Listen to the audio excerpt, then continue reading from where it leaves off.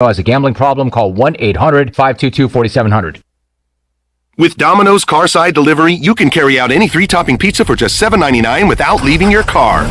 So you don't have to interrupt your kid's favorite song. And we'll all be friends just for one day. You can interrupt this, actually. Next time you carry out 3-topping pizzas for $7.99 each, try Domino's Carside Delivery. Just pull up to the store, check in online, and Domino's will bring your food to you contact-free. Carry out only. You must ask for this limited time offer. Prices, participation, and charges may vary. Excludes XL and specialty pizzas. Crust availability varies by size. Message and data rates may apply when using Domino's Carside Delivery. Hey Pirate Nation, Lindsay Gray here with Carolina Caliber. In 1960, my granddaddy started his firearm business right here in Eastern NC. Still family owned and operated, we have the area's largest selection for outdoor shooting sports and accessories and are one of the nation's top firearm dealers. At Carolina Caliber, we have everything you need from hunting, home defense, and personal protection, including a wide variety for ladies and youth. We buy, sell, and trade. It's a time-honored tradition. Visit us at Carolina Caliber on Fire Tower Road in Winterville. That's for you. Answer the call from patients who need plasma. Donations are down, so give plasma at a Grifols Center and receive compensation. Visit grifolsplasma.com. Gonna get that?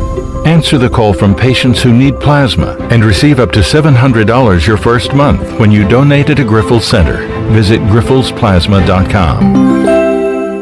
The Dickinson Avenue Public House is a lively and diverse restaurant in Greenville that utilizes fresh and local ingredients. With influences of Creole, Asian, and upscale Southern cuisine, the DAP House offers a seasonally rotating menu and a full-service bar with rotating craft brews on tap. Come to the intersection of 8th and Dickinson and enjoy $1 off drafts on Tuesday, half-price flights on Wednesday, half-price wine bottles on Thursday, and $1 oysters Tuesday through Friday from 5:30 to 7. For more details, check out their website at daphouse.com. NC.com.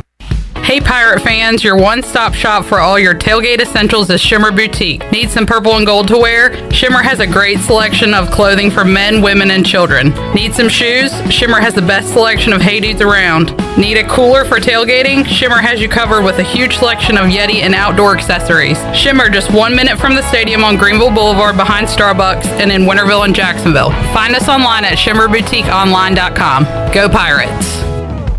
This is a public notice, only at Discount Mattress and Furniture, 1501 Evans Street in Greenville. Every single item must be sold at pennies on the dollar, up to 75% off mattresses, furniture, wall to wall. Only at Discount Mattress and Furniture, all wood chest, $99. Computer desk, $99. Nightstands, $49. Dinette sets, table and 4 chairs, $199. Chairs, end tables, coffee tables, $20. Hurry, when it's gone, it's gone. Winning is not everything, it's the only thing. Are you suffering from anxiety, sleep issues, or chronic pain? Have you heard of CBD? Hemp Garden of Greenville is your premium CBD provider in eastern North Carolina. Find yourself experiencing increased aches and pains as the cooler months roll in? Hemp Garden offers an assortment of pain-relieving topicals, including lotions, creams, and muscle rubs. Visit Hemp Garden to speak with a CBD specialist in a relaxed and welcoming environment today. Exclusive discounts are offered to first-time customers. Hemp Garden, located at 3040 South Evans Street in the Target Shopping Center in Greenville. Hey, Troy D here for my friends at Villa Verde. If you know me, you know I love being outside, but finding a good place to eat outside can sometimes be tough. Well, our pals at Villa Verde have fixed that. Not only does Villa Verde have awesome, unique, one-of-a-kind dishes here in Greenville, they also have a brand new outside dining area. And this outside area is sweet. It's covered, you're in the shade, and cooling fans are on. Enjoy the comfort and relaxation of dining outside with our friends at Villa Verde. Villa Verde on 10th Street, a platform for good. This is Pirate Radio, WGHB Farmville, 1250 and 92.7 FM Greenville, WDLX Washington, 930 and 104.1 FM Washington. The following is an exclusive presentation of Pirate Radio, the voice of the pirate nation. Welcome to Pirate Radio Live. You can paint this with purple! Now live from the Pirate Radio studios in the heart of the Pirate Nation, here is your host, Clip Brock. All right, hello and welcome into a Victory Monday edition of Pirate Radio Live. Clip Brock here with you inside the Pirate Radio studios, coming to you today on Pirate Radio 92.7 FM in Greenville, 104.1 in Washington. We're on 1250 and 930. You can find us online, pr927fm.com. And you can watch the show on Facebook Live and on YouTube. And we got a lot of great stuff for you there on our Pirate Radio TV page on YouTube, coming off of a blowout victory, Pirates over the Temple Owls on Saturday, 45-3.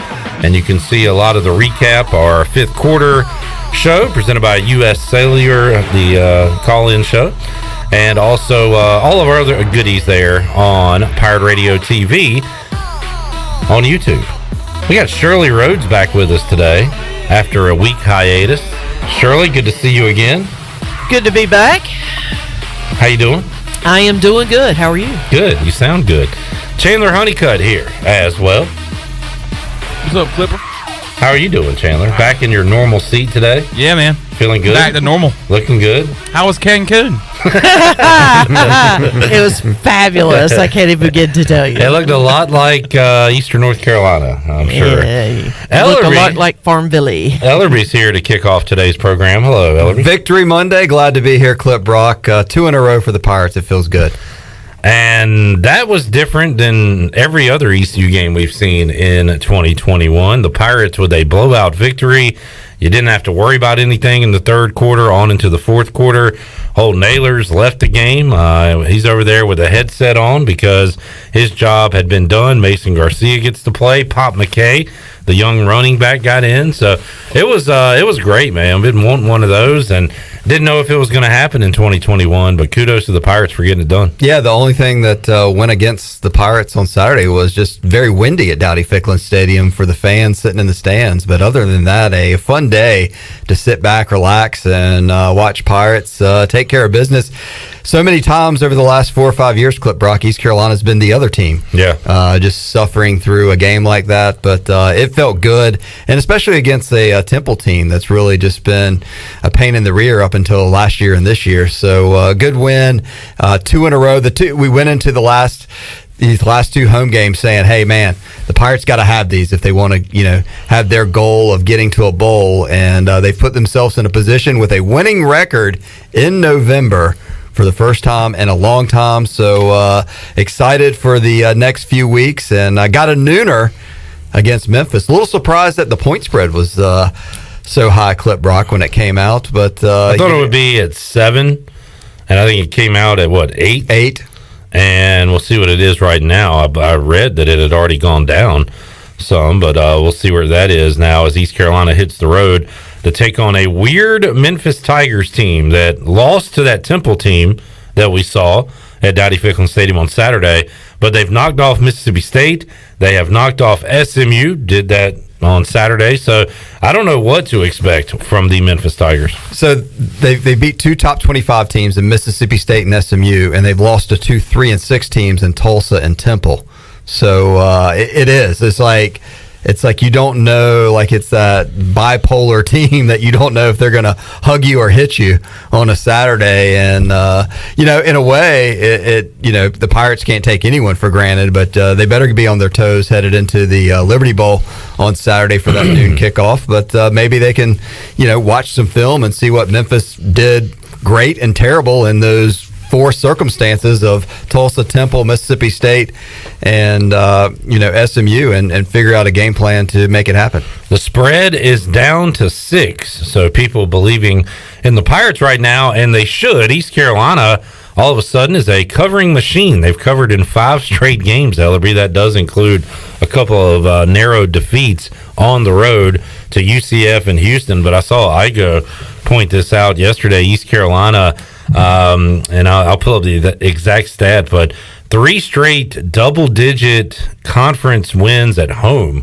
for ECU, I believe for the first time since they've been in the American. I'll have to pull up the tweet from Igo. I would say that is probably more than fair and accurate because, the Pirates haven't been very good in the American. That first year, They were 5-3 in the American in 2014, but did not done very much since. And so certainly sitting at 5-4 overall. The Pirates with a great chance to improve upon that this weekend. And here's some stats while you're looking for that clip, Brock. If people like trends, I just looked at, I was studying East Carolina and Memphis's records. Memphis opened the season and won 3 games, then lost 3 games. Then they won a game, lost a game, and won a game. East Carolina lost their first 2 games, won 3 games, lost 2 in a row, and now are sitting at 2 wins. So do the trends continue? This sounds like an SAT question. What happens next? What should happen next? According to the trends, East Carolina could get to their 3rd win in a row for the 2nd time this season.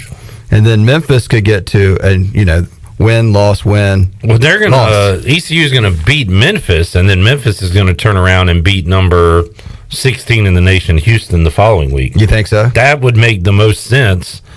And by that, I mean none of this makes sense. Well, college football, nothing makes sense during the month of November, especially when they come out with these rankings every Tuesday that make 0 sense. But craziness happens. I was talking to somebody the other day, and we were talking about Thanksgiving weekend and talking about, of course, the Pirates getting wins the next couple weeks and getting to that Cincinnati game. I said craziness happens on Thanksgiving weekend. And I brought up the kick 6, the Auburn-Alabama game when they returned the long field goal back for a touchdown. Just a lot of wild things can happen on that Thanksgiving weekend, and it'll be here soon, but certainly, hopefully the Pirates can take care of business against the Tigers first. Igo's tweet was, for the first time since entering the American, East Carolina has won 4 straight home games in the league, all by double digits. The stat was just 4 straight home games, but we'll throw in they've won by double digits as well. That dates back to SMU last year, Ellerbe. So SMU, and then the 3 from this year, Tulane, South Florida, Temple. And they've won those games 52-38, 52-29, 29-14, and 45-3. So taking care of business here at home in the conference. Kudos to Mike Houston and this football team. The closest game at home was the FCS game. Yeah.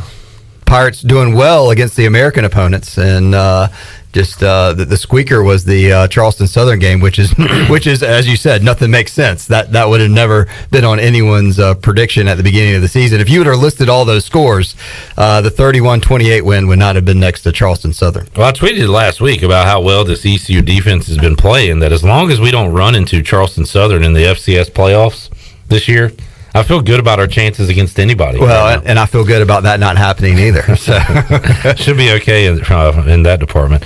The Pirates pitching a shutout the first 3 quarters and nearly had it for the game. Ellerbe, a late field goal by Temple takes away the shutout, but what an effort on that side of the ball. Yeah, the defense is so much fun, and that's what a lot of people are talking about, how they're flying around the field, making tackles, and Temple was a terrible football team. I will throw that out there, but the Pirates just looked great and made plays. Wasn't just not impressed at all with any quarterback play that Temple had out there, but a lot of that was East Carolina's defense, the way they schemed and were playing well, and their field goal kicker missed a couple of other kicks earlier in the game. I wish it could have gotten to a shutout, but 45-3, certainly great. How were you watching this game, able to prepare for a 5th quarter? Like, this is the first time you've had to prepare for a 5th quarter where it was like, what will people call in and talk about? Were you No, well, I was telling people this should be a pretty quick 5th quarter, and I say that if you listen to one of our callers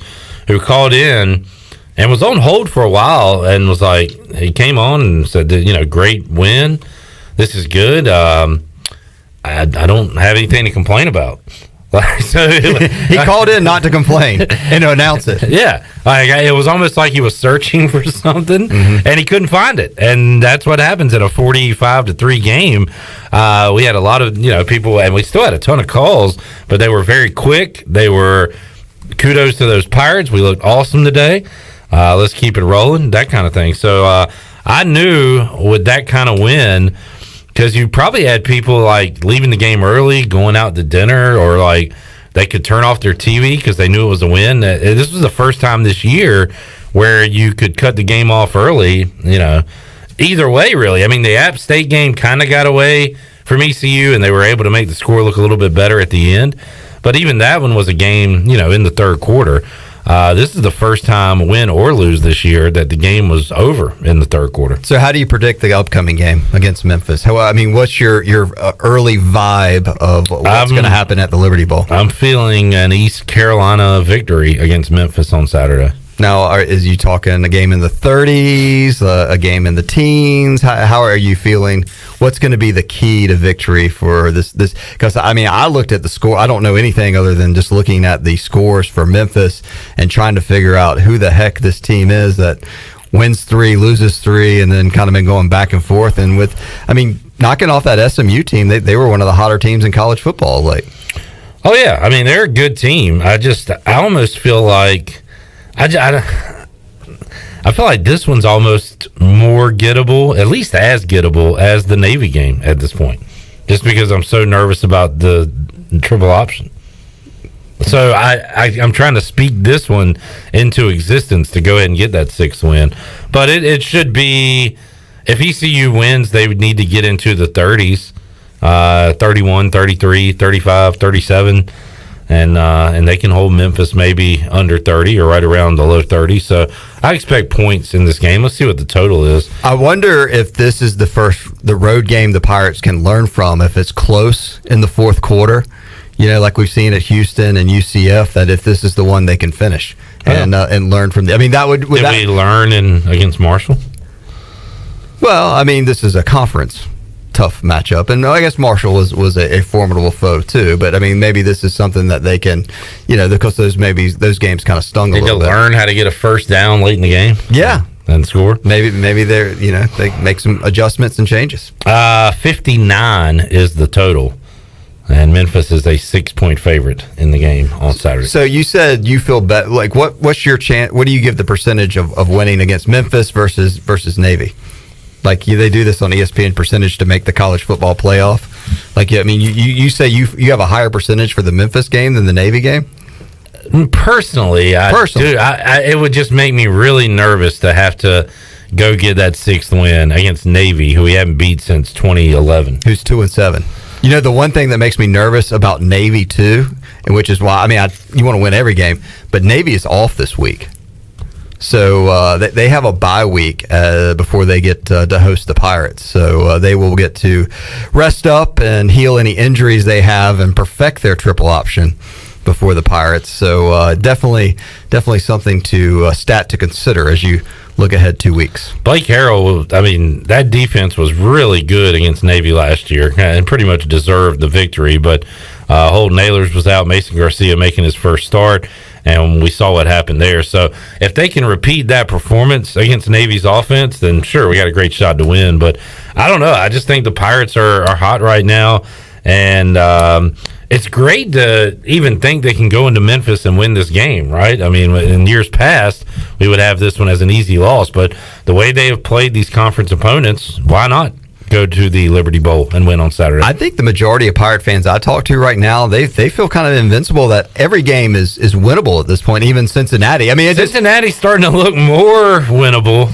I will say, week by week. Yeah, and I hope Cincinnati can win the next few weeks and come in here with that undefeated record. That is the hope for everybody, and then that the Pirates are the one that crashed the party Thanksgiving Friday. So, but a lot of Pirate fans excited. Now, that could change a lot if the Pirates lay an egg in Memphis, and then the old nervous Pirate fan base will come back out as exactly what you just said, going up to Annapolis trying to stop the triple option. So a lot of speculation, a lot of talk, but I tell you this, it's a lot of fun around East Carolina football right now with the potential of the potential of this team is to, they win a bowl game and win out. They could win 9 games if you think, if you want to talk the highest upside of it all, but at least getting to 6 and getting to a bowl game gives the Pirates more things in December to talk about. And we're going to get it done. We're going to get to that 6th win, because if we don't, it's going to be a long off season looking back at South Carolina, Houston, and UCF. But we're not going to have to worry about that. Yes. But if it happened, because you're not going to have to worry about that. We're not going to have to worry about that. But if the Cincinnati 5th quarter call-in show will be a long one if that's if we end up 5-7. I mean, it's going to be one of those of could. I mean, everybody's going to at that point they're going to recap all 12 games, and Clip Brock and Billy Weaver are going to be here for the long haul. We may have to make 2 orders from Tiebreakers to get you guys food that day, so just be prepared. But I'm with you. I feel like the 6 is very doable, and it's just a matter can they keep the streak going and get the next 2? Let's do it. Why not? Let's do it. I mean, the players are coming in here today. I'm sure they're excited about where they are. They always love a victory Monday. Coming up at 4 o'clock, Tyler Snead, Rajay Harris, and DJ Ford. Coming up at around 4:25, Bruce Bivens and Xavier Smith at 5 o'clock. Holt Nailers, and at 5:30, C.J. Johnson, who had that highlight catch on Saturday. So his catch, I thought, was SportsCenter top 10. I thought it hit the ground, but football guru Wes Hines, me and Wes get together and watch games, Ellerbe. Yeah. My football buddy. Why wouldn't you? And he said, he caught it. That ball didn't hit the ground. And Wes Hines was right. He knows his stuff. He calls it as he sees it. You know, he's not going to get bogged down in stats and details. He's just going straight up fact. Wouldn't it be awesome if Wes was the replay official? But he also, he does know his stuff. His prediction in the pregame show was 45-12. And the game was 45-3. We're going to have to start bringing him on as an analyst. Can we forget the production duties? He's my football analyst. You know, Fox has Mike Peoria. We Pirate Radio's got Wes Hines. I think he should be. In football, you have to catch the ball, and he caught it. Back to you guys. Yeah. He said he appreciated talking about the left-handed shirt during the 5th quarter. Can we pull up the moment from the pregame where I got a little angry at Wes? We have to do that next segment. Yeah, let's do it next segment to give you some time to do it. Oh, dear. He does it. Man, he put in a ton of hours. I give him major kudos and appreciate his service, especially over the weekend. So God bless Wes. Thank you, Wes. It's always good to catch up with him. You just really never know what he's going to say. Like, you could script it out for him, and it would never be nowhere good enough to what he's getting ready to say. All right, coming up Tuesday night, 7 o'clock, Minges Coliseum. The Pirates on the hardwood against South Carolina State. Clip Brock Jr. and the third will be there, as will Chandler Brock the first. Yes, sir. Really? Joining us in Section 213 for the Pirates and the South Carolina State Bulldogs. Yeah. Let's go Bulldogs. Bulldogs. Pretty sure it's Bulldogs. CH1 with CB3. Kim McNeil's ECU basketball team will be on the road at Middle. I'll take on Middle Tennessee State coming up Tuesday night. So Ellerbe, a full slate of college hoops coming up Tuesday night. I can only tell you about the Pirates game, and I plan to try to drop by Minges and make that happen. I hear you, Troy. You plan to try. It's on my schedule to make it to Minges. To plan to try. Yeah. All right. But now that I know CH1 and CB3, I mean, I don't know if the game might be sold out by the time I get to the box office. Now that we've announced this. Yeah. You're going to be rocking and rolling. You need to do the dramatic pause a little bit more. Pirates versus South Carolina State.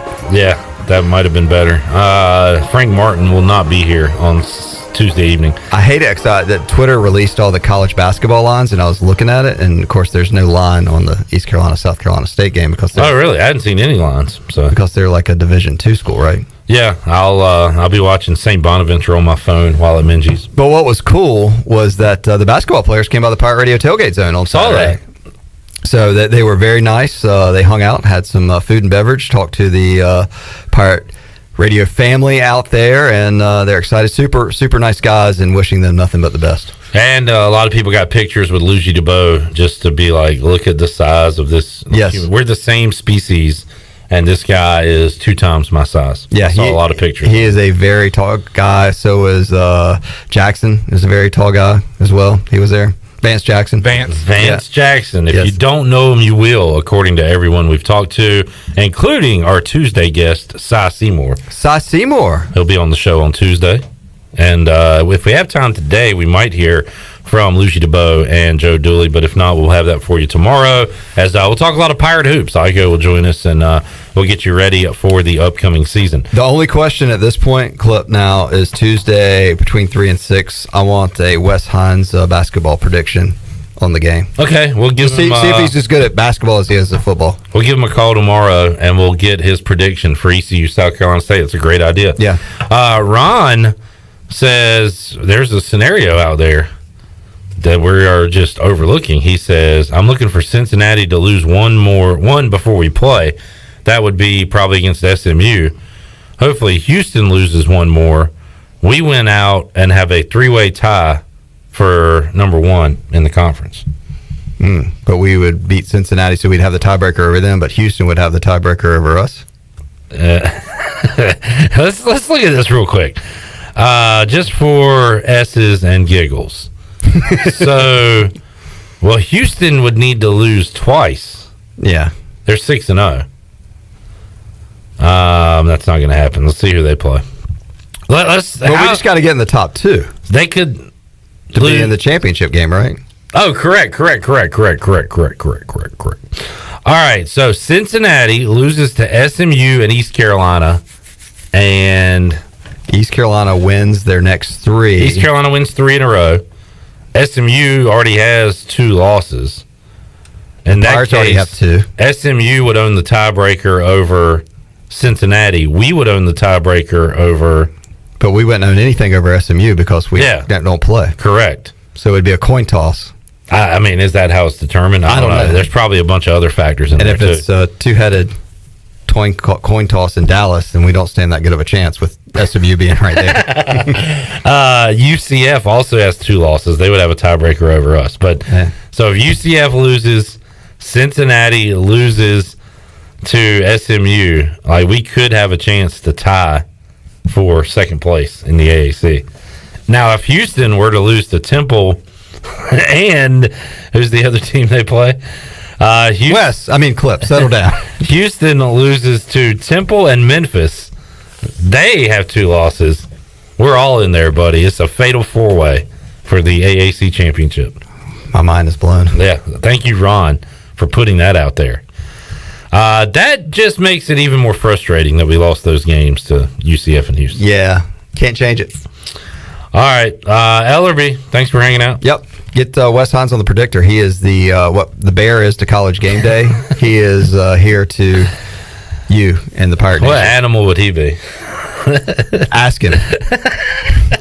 Because whatever I say will not be nearly as good as whatever he says. Very good point. We'll talk to our sports guru, Wes Hines, on Tuesday. Get his pick. Yes. For East Carolina. Stay South tuned Carolina for him. Be State. sure we tweet out that time.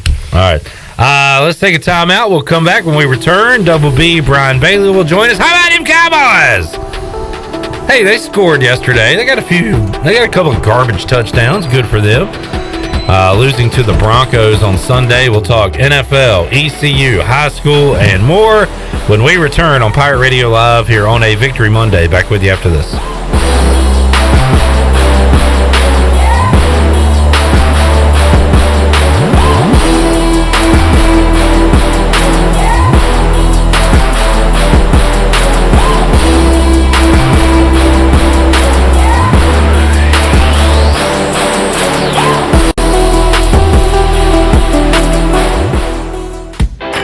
Buccaneer Music Hall is your beacon of music in the land of Pirates and ENC. Open 7 days a week from noon until 2 a.m., the Buck features live music every night of the week.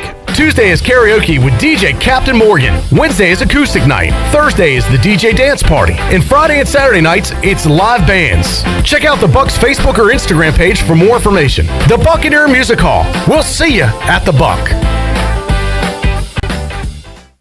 Do you suffer from allergies, asthma, or any other sinus problems? Perhaps professional cleaning of your air ducts could help. Family owned and operated in Winterville for over 22 years, Carolina Quality Air was the first certified duct cleaning company in Eastern North Carolina. From residential to commercial, they can handle any size job, big or small, including our studios here at Pirate Radio. Carolina Quality Air uses a sanitizer that kills mold in your ductwork and over 100 viruses, including the coronavirus. Visit them online at carolinaqualityair.com.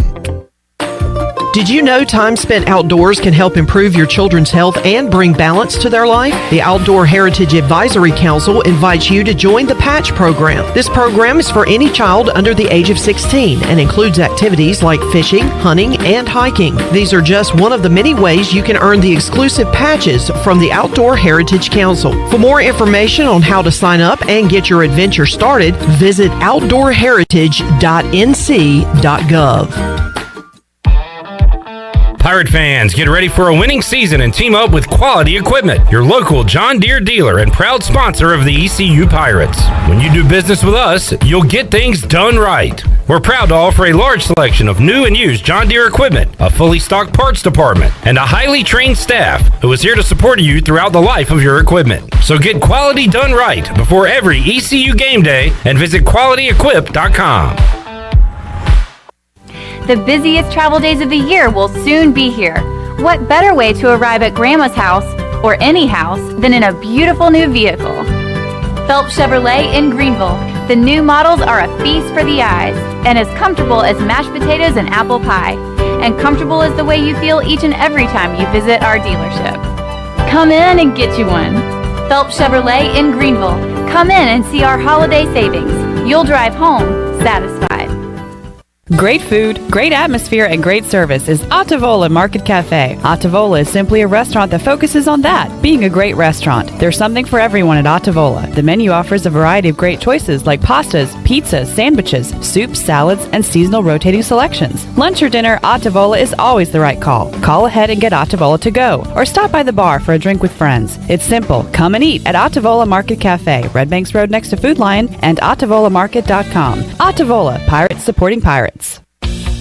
Hey Pirate Nation, be sure you have the best comfortable shoes this tailgate season with a stop at Flea Feet. This is ECU alum Chris Lunyon, owner of Flea Feet of Greenville, and we provide solutions through one-on-one service to runners, walkers, and everyone in between. Flea Feet has the tools and technology to get you on the right shoe, including a 3D foot scanner that measures arch height, width, and more. Come visit us on Greenville Boulevard in the public shopping center right near the stadium. Be sure to run with us on Facebook and Instagram. Flea Feet, we run for you. Go Pirates! Hey Pirate fans, Derek Pizzeni from Carolina Wealth Management. Are you a fiduciary? That's a question every investor should ask their advisor. A fiduciary is an individual who acts in the best interest of a particular person or beneficiary. Is your advisor a fiduciary? You should know it's your money. At Carolina Wealth Management, we do things differently from other investment firms. To learn more about the benefits of working with a fiduciary advisor, visit mycarolinawealth.com. That's mycarolinawealth.com. You're listening to Pirate Radio, the voice of the pirate nation. Go Pirates! Arg!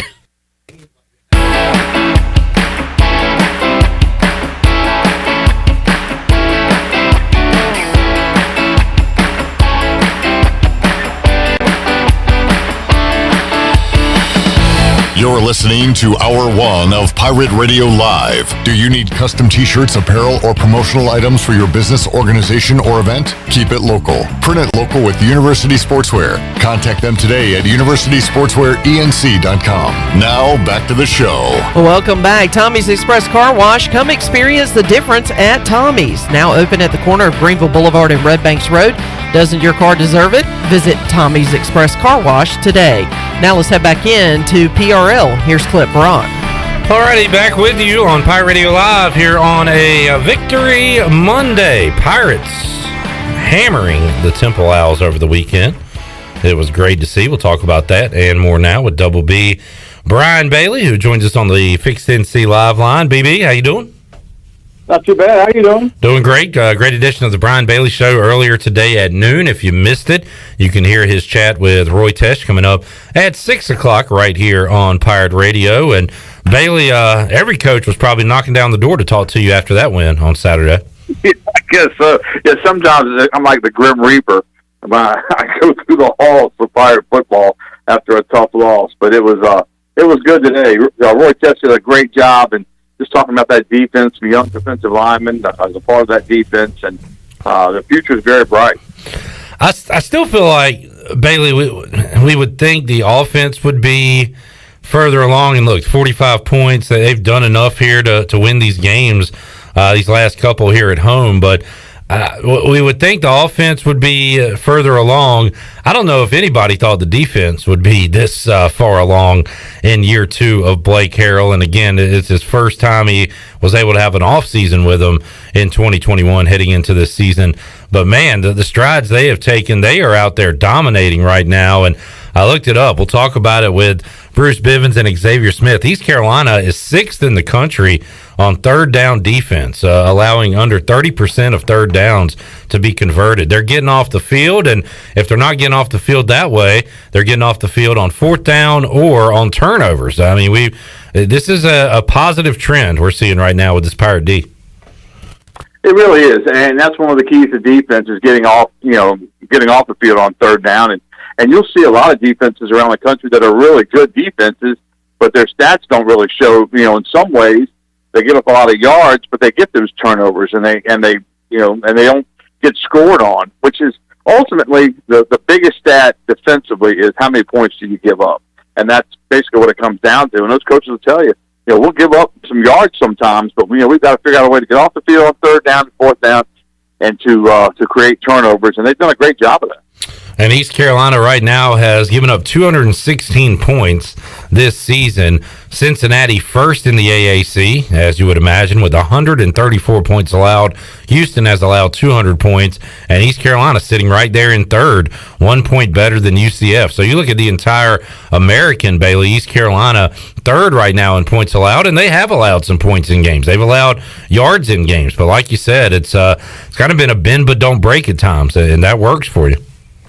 Yeah, and it works for defenses. I mean, Roy Chest talked about today that if we can get some turnovers, we can give up some of those yards. We talked about the fact that East Carolina hadn't shut out an opponent in 264 games, and they came so close against Temple, and what it would have meant to the program. And it's kind of interesting because when you're that close to a shutout, you wonder how much is being talked about. Coach Stett said that nothing was said on the headsets, but I think some of the players had in the back of their minds. And that would have been a great thing for this defense, and maybe they'll get another chance. Who knows? But they came awfully close.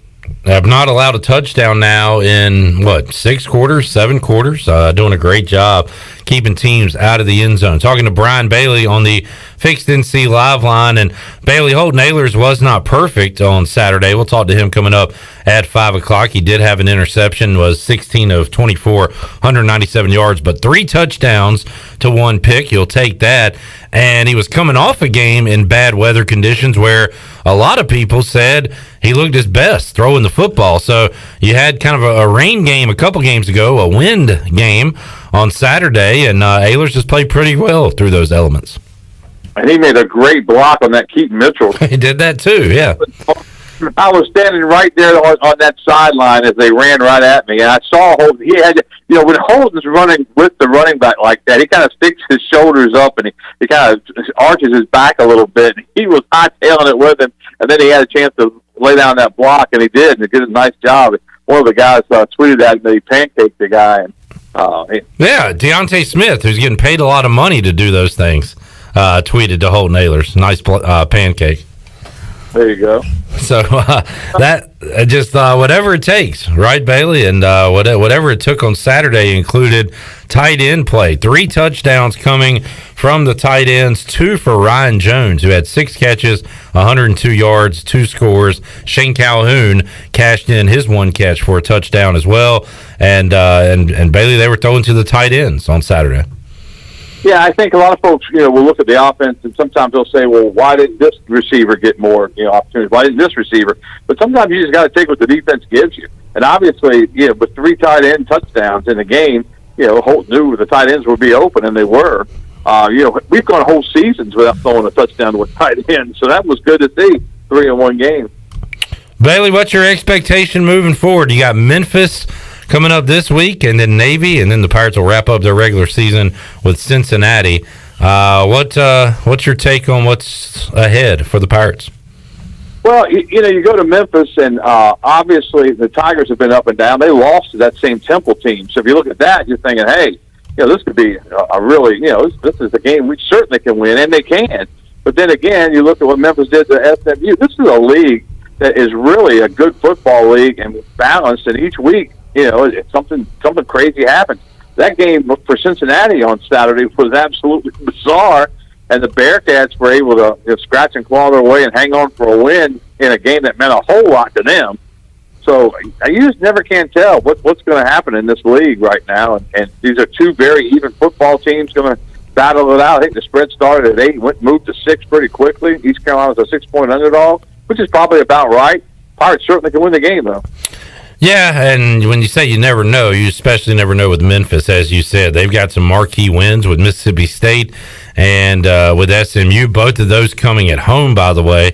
They also have losses to Temple and Tulsa on the road. So they're a good home team, but certainly can be defeated. The Pirates will try to do that coming up on Saturday. We'll be with you 8 a.m.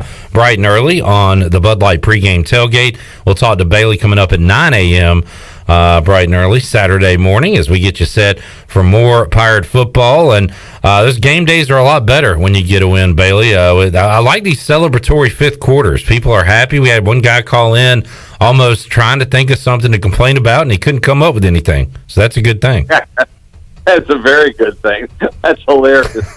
But yeah, these games, and it's like all of us, we work in the media and we cover East Carolina, and like I've always said, more people watch, more people listen, more people care when the team's winning. That's just the bottom line of how it is. And hosting Coach Houston's show, we've talked about it before. It's you get all gamuts of everything because we do those shows after the game. So you get after a loss, you get the disappointment. After a win, like the Marshall game, you get the euphoria of a come from behind win that you kind of stole one. I mean, it's been a real challenge. It's been a lot of fun though. Double B, Brian Bailey joining us. Bailey, what were the headlines round 1 of the state high school football playoffs? What stood out to you on Friday night? Well, I guess nothing really stood out. I guess it's more along the lines they expanded the playoffs by a week to give more teams an opportunity, and most of the teams that they let in, they shouldn't have let in, didn't win. So I think they may reevaluate that in the off season and kind of, if you got a losing record and you got to go up against a team that hasn't lost a game or only lost one game, most likely you're not going to pull off that upset, at least in our area. So I think, Tarboro and Northside both had byes, so we get to see them for the first time in the playoffs coming up this week. Rose got off to a slow start against Croatan. Croatan ran a little option, and you could tell on the sideline the Rose coaches were barking at the kids because they were not in the right, positions, and they were having all kinds of issues early, but they overcame all of that and won pretty handily. JP2 is another place I was at Friday night, and they won their game. They advanced to play for the state championship Friday night, and they get a little bit of a break because it looked like it would be Parrott Academy again, big rivals, and JP2 took care of Parrott, but Parrott got beat by Cary Christian, so Cary Christian will play for the state championship against JP2. So that'll be fun on Friday night. We'll have Will Bland on the show coming up Wednesday at 3. He joined us that same time last week, and I said, Coach, you want to just kind of keep the same mojo going and do it again this Wednesday, 3 o'clock? He said, absolutely. So, these coaches, these athletes are superstitious, Bailey. You try to keep that same routine every week, and Will Bland from Rose is going to do that this week. I hope he can win another one. So survive it, man. Yep. That's the key right now. That's what it's all about. Bailey, it is almost hoop season as we got East Carolina tipping it off on Tuesday night against South Carolina State. And I know a lot of people have seen these guys in practice. I will be seeing the new faces for the first time. So I've got high hopes for Vance Jackson and the newcomers, and can't wait to see them out there on Tuesday night. Yeah, it's going to be fun because now we know some of the guys. We don't know all of them because obviously in this day and age, you're having to shuffle guys in with a transfer portal and you lose some. And obviously the Pirates lost Jaden Gardner. I'm looking forward to watching Virginia play tomorrow night. They play Navy at 9 o'clock, so I'll get a chance to see Jaden for the first time in a Cavalier uniform. But obviously looking forward to seeing Joe Dooley and company and just hoping that they have some success this year. I mean, Joe works really, really hard, and, you come into a job like this for the second time, you kind of know what to expect, and you get some other curveballs, and then you get COVID hits, and so let's hope that they can turn this thing around a little bit. And they've got some good players. It's going to be weird to see Jaden Gardner in another uniform. That is true. It really is, because we've seen him play for a long time in the purple and gold. And Vance Jackson will be in his 4th uniform when he takes the court for the Pirates coming up on Tuesday night. That is the world of college basketball in 2021. You got a full slate of games coming up on Tuesday night, including you always see these marquee games to tip off the season. and I'll pull them up real quick. I think it's is it Duke, Kentucky, and Michigan State. Here, I'll pull it up. Kansas versus Michigan State, 7 o'clock on ESPN, and then later in the evening it'll be Duke and Kentucky. That at 9:30 on ESPN, and I guess we got Feast Week coming up later this month. We got a watch along coming up, Chandler, in about a week and a half or so, as East Carolina plays Oklahoma down in South Carolina. That'll be a lot of fun. Yeah, Myrtle Beach. Maybe not our first trip to Myrtle Beach. Maybe the football team will be in the Myrtle Beach Bowl later this year. All right, before we let you go, Bailey, Troy D wanted me to ask how the Cowboys game finished because they cut away from it on the local affiliate. So did the Cowboys come back against Denver? I don't watch the local affiliate. I get the Sunday ticket, so I watched all the painful endings. Just tell Troy Drivers that the Cowboys are still light years better than his Bears. That's all that matters. I will pass that along. It was a weird Sunday in the NFL, and I'm not going to, I'm not letting the Cowboys off the hook. They were pitiful. Oh, I didn't expect it. They and I asked you earlier because I didn't watch it. I was watching Red Zone, and I never really saw Dallas with the ball. And every time I checked my phone, Denver had the ball. Time of possession, 41-19. Denver had the ball more than 41 minutes in that game on Sunday. So I know that's not what you were expecting when you turned the game on yesterday. No, and Dallas was favored by 10, which I thought was a lot, in a game like that. Dallas had been rolling. I hope what happens is that it turns out to be something good for them, because everything I've read out of there is like, hey, I think we kind of thought we were a little better than we are. We know what kind of work it takes to get to this point, and that won't happen again. Now, that doesn't mean anything. Atlanta may come to town next week and put it to them, but hopefully they learned something from it and they can continue. I just hope they can, get in the playoffs and win some games, because that's the thing. They make the playoffs every once in a while, and then they can't win a game in the playoffs. So, got a long way to go, though. Dallas was not the only team to lose as a favorite yesterday. The Titans smashed the Rams. 28-16 was that final. The game was not that close. The Packers were 7-1. They lose on the road to the Chiefs. Of course, they were without medicine man Aaron Rodgers, playing with Jordan Love in his first start.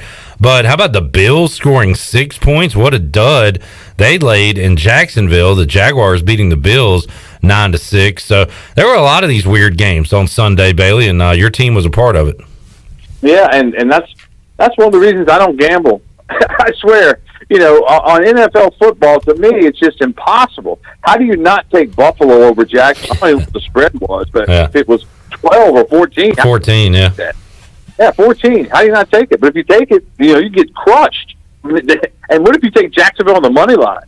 Then you win a whole, you win a boatload probably. But it's just hard to tell, man. It's just week in and week out. I guess that's why we love it so much, because you just never know. But wait until next week's chapters are written. Yeah, it'd be nice if my team could do something like that, but they, of course, were off while all the upsets were happening. So next week things will get back to normal, and Washington will get hammered by the Bucks, unfortunately. Tampa Bay, yeah. Washington football team, the Brigade. Is that what we're going with? I hope not. What is a brigade? What even is a brigade? I think it's a bunch of ships, isn't it? Yeah, sure. We're a bunch of something, all right. Maybe that name will fit. All right, Bailey, you got the Brian Bailey Show coming up tonight, 6 o'clock right here on Pirate Radio. Great chat with Roy Tesh as y'all talked about the win, talked about recruiting, talked about, his bevy of defensive linemen that he's been able to work with. They got a ton of guys on the defensive side of the ball, and still a relatively young team he's working with right now. He's kind of like a hockey coach. He sends a new line in. Yeah. So that's trying to keep bodies fresh, and he's done a good job with it. All right, BB, thanks for joining us, man. We'll talk to you again soon.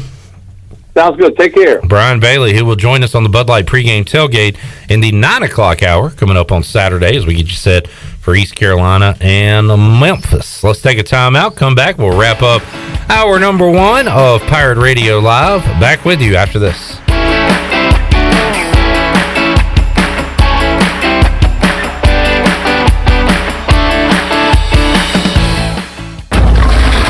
To some, that may just sound like ice hitting heavy-duty plastic. But to a Bud Light legend, it's a signal that says it's time. Time to dust off the barbecue tongs and load up the cooler with 37 Bud Lights and an assortment of dips.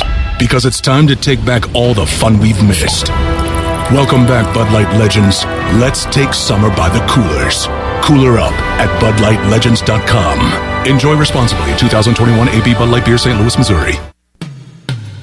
Hello, this is Michael McGraw from Orthopedics East and Sports Medicine Center of Greenville. We offer a variety of services including arthroscopic surgery, sports medicine, carpal tunnel and general orthopedics, fracture care, total joint replacement, physical therapy, and on-site MRIs. For experienced professional medical care, visit our office on W.H. Smith Boulevard in Greenville and online at orthoeast.com.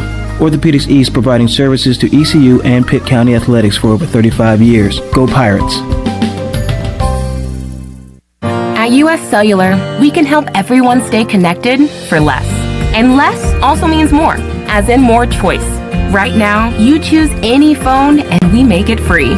Plus, get unlimited data for $30 a month with 4 lines. US Cellular, America's locally grown wireless. Terms apply. See uscellular.com for details. This is Brandon Tate, owner and operator of Atlantic Wireless, an authorized agent for US Cellular since 1997. Visit atlanticwireless.com to find the store near you. We go beyond the call. Have you been waiting to try CBD? ENS Hemp on Fire Tower Road in Greenville is the area leader in CBD. We want to educate you on how our products work with your endocannabinoid system. These products are all natural and non-addictive. ENS offers a variety of products to meet your needs. Tinctures, edibles, topicals, and even smokable items. Customer feedback indicates relief from stress, anxiety, fatigue, pain, and PTSD, just to name a few. ENS Hemp is located on Fire Tower Road. Also, check us out on our Instagram and Facebook pages. This is Mark Washington with Max Sports Performance at Max Fitness. Our facility has reopened and is following all safety protocols. The best thing you can do to strengthen your immune system is, of course, to work out and exercise on a regular basis. I can assist you as your performance coach. You can also enjoy the benefits of a private facility. Avoid the crowds and work out at Max Fitness. Now is the time to get healthy. Max Fitness, just off Highway 43 in the old Ace Hardware Building behind Speedway in Greenville. Call me, Mark Washington, 902-4877. Chico's Mexican Restaurant is where the fiesta never ends. Grab your amigos and head to Chico's every Wednesday for shrimp tacos for only $9.99. Plus Wednesdays means all Mexican imports for only $2.50. Thursdays, enjoy your favorite beef, chicken, or vegetable fajitas for only $9.99. For Mexican food and fun, it's got to be Chico's in downtown Greenville and now available through DoorDash, featuring a half gallon of the famous margarita mix to go for only $9.99. Chico's, where the fiesta never ends.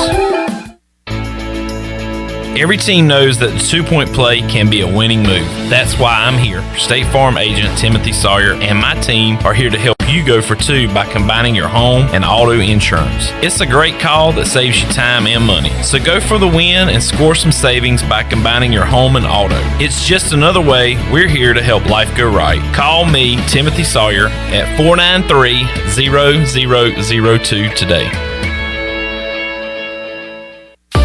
Hey Pirates, this is Holt Nailers. A big part of my success on the field is what I eat at home. To keep my body filled up, I order meals off a Clean Eats meal plan. I choose the meals I want from 6 different meals offered each week, and I pick them up on Sunday or Monday at the cafe on Red Banks Road. Each meal is packed with the perfect mix of healthy proteins, carbs, and veggies to keep my engine running at full speed. Go to CleanEats.com, click on meal plans, or stop by the cafe and get all the info. Clean Eats and the Pirates, a winning combination. This is ECU head baseball coach Cliff Godwin, and you're listening to Pirate Radio, the voice of the Pirate Nation.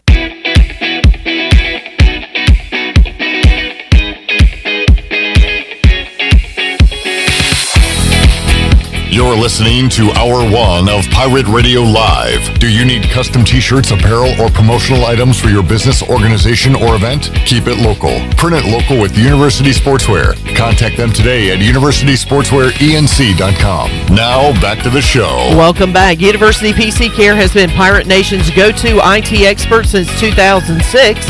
They are the local tech support experts for any of your business needs. Let University PC Care take care of it so you can take care of business. Visit universitypccare.com to learn more today. Now let's head back into Pirate Radio Live. Here is your host, Clip Brown. Back with you on a Victory Monday edition of Pirate Radio Live. We've got Tyler Sneed, Rajay Harris, DJ Ford coming up in about 10 minutes or so. Bruce Bivens, Xavier Smith in the 4 o'clock hour as well. Holton Ahlers at 5, CJ Johnson at 5:30. So the Players Lounge will get kicked into high gear coming up at 4 o'clock. It was a fun Saturday of college football, and when we left you at 3 o'clock, I was feeling pretty good about my Wake Forest pick. They were up pretty big on North Carolina. I don't know what the heck happened, but by the end of that game, North Carolina had won by 3 points. Yeah, when I left the studio to go to the game, I mean, that game was basically over. Yeah. And they do this thing now in Daddy Ficklen Stadium where they do like live look-ins to games going on around the state or, you know, around the country. And they pull up the Carolina game and they showed some players on the sideline celebrating. I was like, oh, they must have scored, you know, late touchdown. That might be a walk-on that scored, you know. I was like, thought it was kind of weird how much they were celebrating too. And then they showed the score and they were up 10 points. I think it was 55-45 or something like that. And I just looked at, I was like looking around going, all right, what happened? Well, it's a not a good loss for Wake Forest. They're no longer undefeated. They're out of the college football playoff picture if they ever had a shot anyway. But I'll tell you what, they're not out of the ACC race because the Demon Deacons, with the loss, remain undefeated in ACC play. Because that was not a conference game. Correct. What do you think about that, Chandler? Did we just blow your mind? Yeah. You are looking, you have the deer in the headlights look. I remember when this was scheduled years ago, I had no idea that game Saturday was a non-conference game. Really tells you how dumb college athletics are. But this game was scheduled between North Carolina and Wake Forest as a non-conference game. It does not count towards the conference standings. What? What? So Wake Forest is still 5-0 in conference play. Perfect in ACC games. Except the one they lost to ACC opponent North Carolina that doesn't count as an ACC game. Which makes no sense. The Carolina win makes sense doesn't count. Correct. They are 3-3 in conference play. Mm-hmm. Hey, guys, wait a minute now. Those two, the back-to-back wins for the Pirates count, right? Yes. Okay. They are conference games. They count towards bowl eligibility. Because I thought, oh, wow, they lose. Now this sets up a huge one against NC State. Both have one loss. Well, no. Wake Forest 5-0, NC crazy. State 4-1.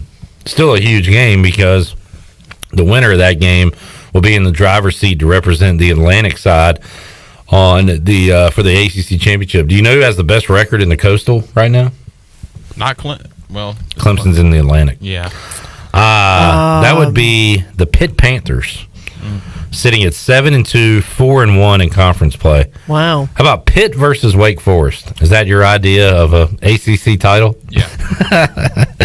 NC State, though, still there with an opportunity to get there. Anybody other than Clemson in the ACC championship game is going to be weird anyway. Very good point. And remember when they set up the Atlantic and the Coastal, they did it. They put Florida State in the Atlantic, Miami in the Coastal, so we could see that championship every year. And the ACC would be like, all right, this is going to be the biggest game every year. Florida State, Miami for the ACC championship. And they've never played in the ACC championship. Mm-hmm. So I found that pretty odd from Saturday. I do have a little bit of ECU basketball news because I just saw it pop up here. Stephen Igo, hold on one second. Stephen Igo just tweeted out about 7 minutes ago that Joe Dooley wouldn't go into details, but he says he thinks ECU will be without a couple of guys for tomorrow's game against South Carolina State. Igo did ask about Winston Tabbs, and Coach Dooley said his status is to be determined for the game.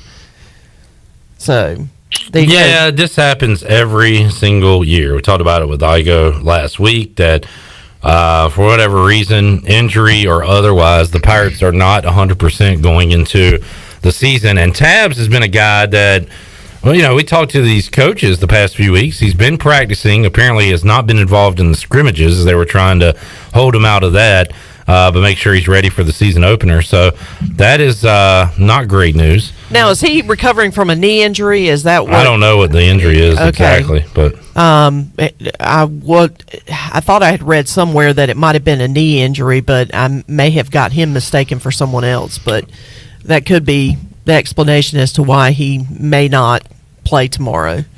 Yeah, and look, hopefully we don't need him against South Carolina State, yeah. But I want to see him on the court. I want to see all these new guys for the first time coming up.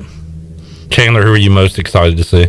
Well, Vance Jackson, probably. And then I guess a lot of the new guys, Franks from South Carolina coming in, and then, well, Winston Tabbs is one of them. And I don't know if he'll be on the court for the Pirates tomorrow night. I do want to see some of these young guys that Antoine Jackson was talking about a couple of weeks ago here on Pirate Radio Live. I think, what was the one? Brandon Johnson. Brandon Johnson was a guy that he talked about, a freshman that apparently is, a lot like Dennis Rodman. He's, flying all over the court and diving for loose balls and stuff like that. So those are some guys I'm ready to see. Obviously, these new guys for the Pirates.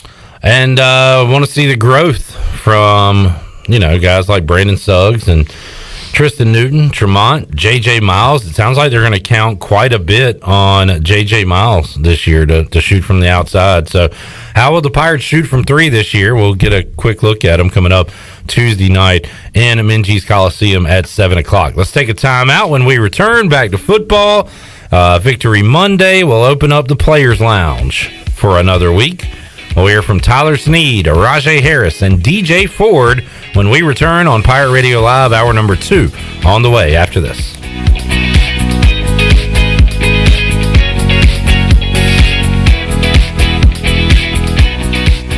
Hey Pirate Nation, Lindsay Gray here with Carolina Caliber. In 1960, my granddaddy started his firearm business right here in Eastern NC. Still family owned and operated, we have the area's largest selection for outdoor shooting sports and accessories and are one of the nation's top firearm dealers. At Carolina Caliber, we have everything you need from hunting, home defense, and personal protection, including a wide variety for ladies and youth. We buy, sell, and trade. It's a time-honored tradition. Visit us at Carolina Caliber on Fire Tower Road in Winterville. Eastern North Carolina's choice for window tinting, signs, graphics, wraps, graphic design, and more is Signs and Tint. Signs and Tint is family owned and operated right here in Greenville, and their NC licensed electricians specialize in vehicle wraps, paint protection film, and more. They can even do building signs for your business. Signs and Tint offers 10% off for military and first responders. Also, make sure to mention Pirate Radio at checkout for a discount. Stop by their office today at 801 Staten Road or visit them online at signsandtint.com. Christie's Europub is the perfect place to relax, grab a bite, and enjoy a drink this fall. Located in the heart of Greenville and just a few blocks from ECU's campus, Christie's offers lunch, dinner, and late night with live music every Sunday. Come and have brunch Monday through Friday from 11 to 3 or Saturday and Sunday from 11 to 4. Scratch cooking takes time, so relax and enjoy a pint at Christie's Europub today. For the latest information, check them out on Facebook, Twitter, and Instagram or visit them online at christieseuropub.com. If you are push mowing your yard using an inefficient lawn tractor or your current zero-turn spends more time in the shop than mowing your grass, it's time you look at a Hustler zero-turn lawnmower. Residential mowers from Hustler are built like tanks and drive like sports cars. All Hustler mowers have fabricated, welded steel decks. Don't settle on cheap units with flimsy stamped decks from big box stores.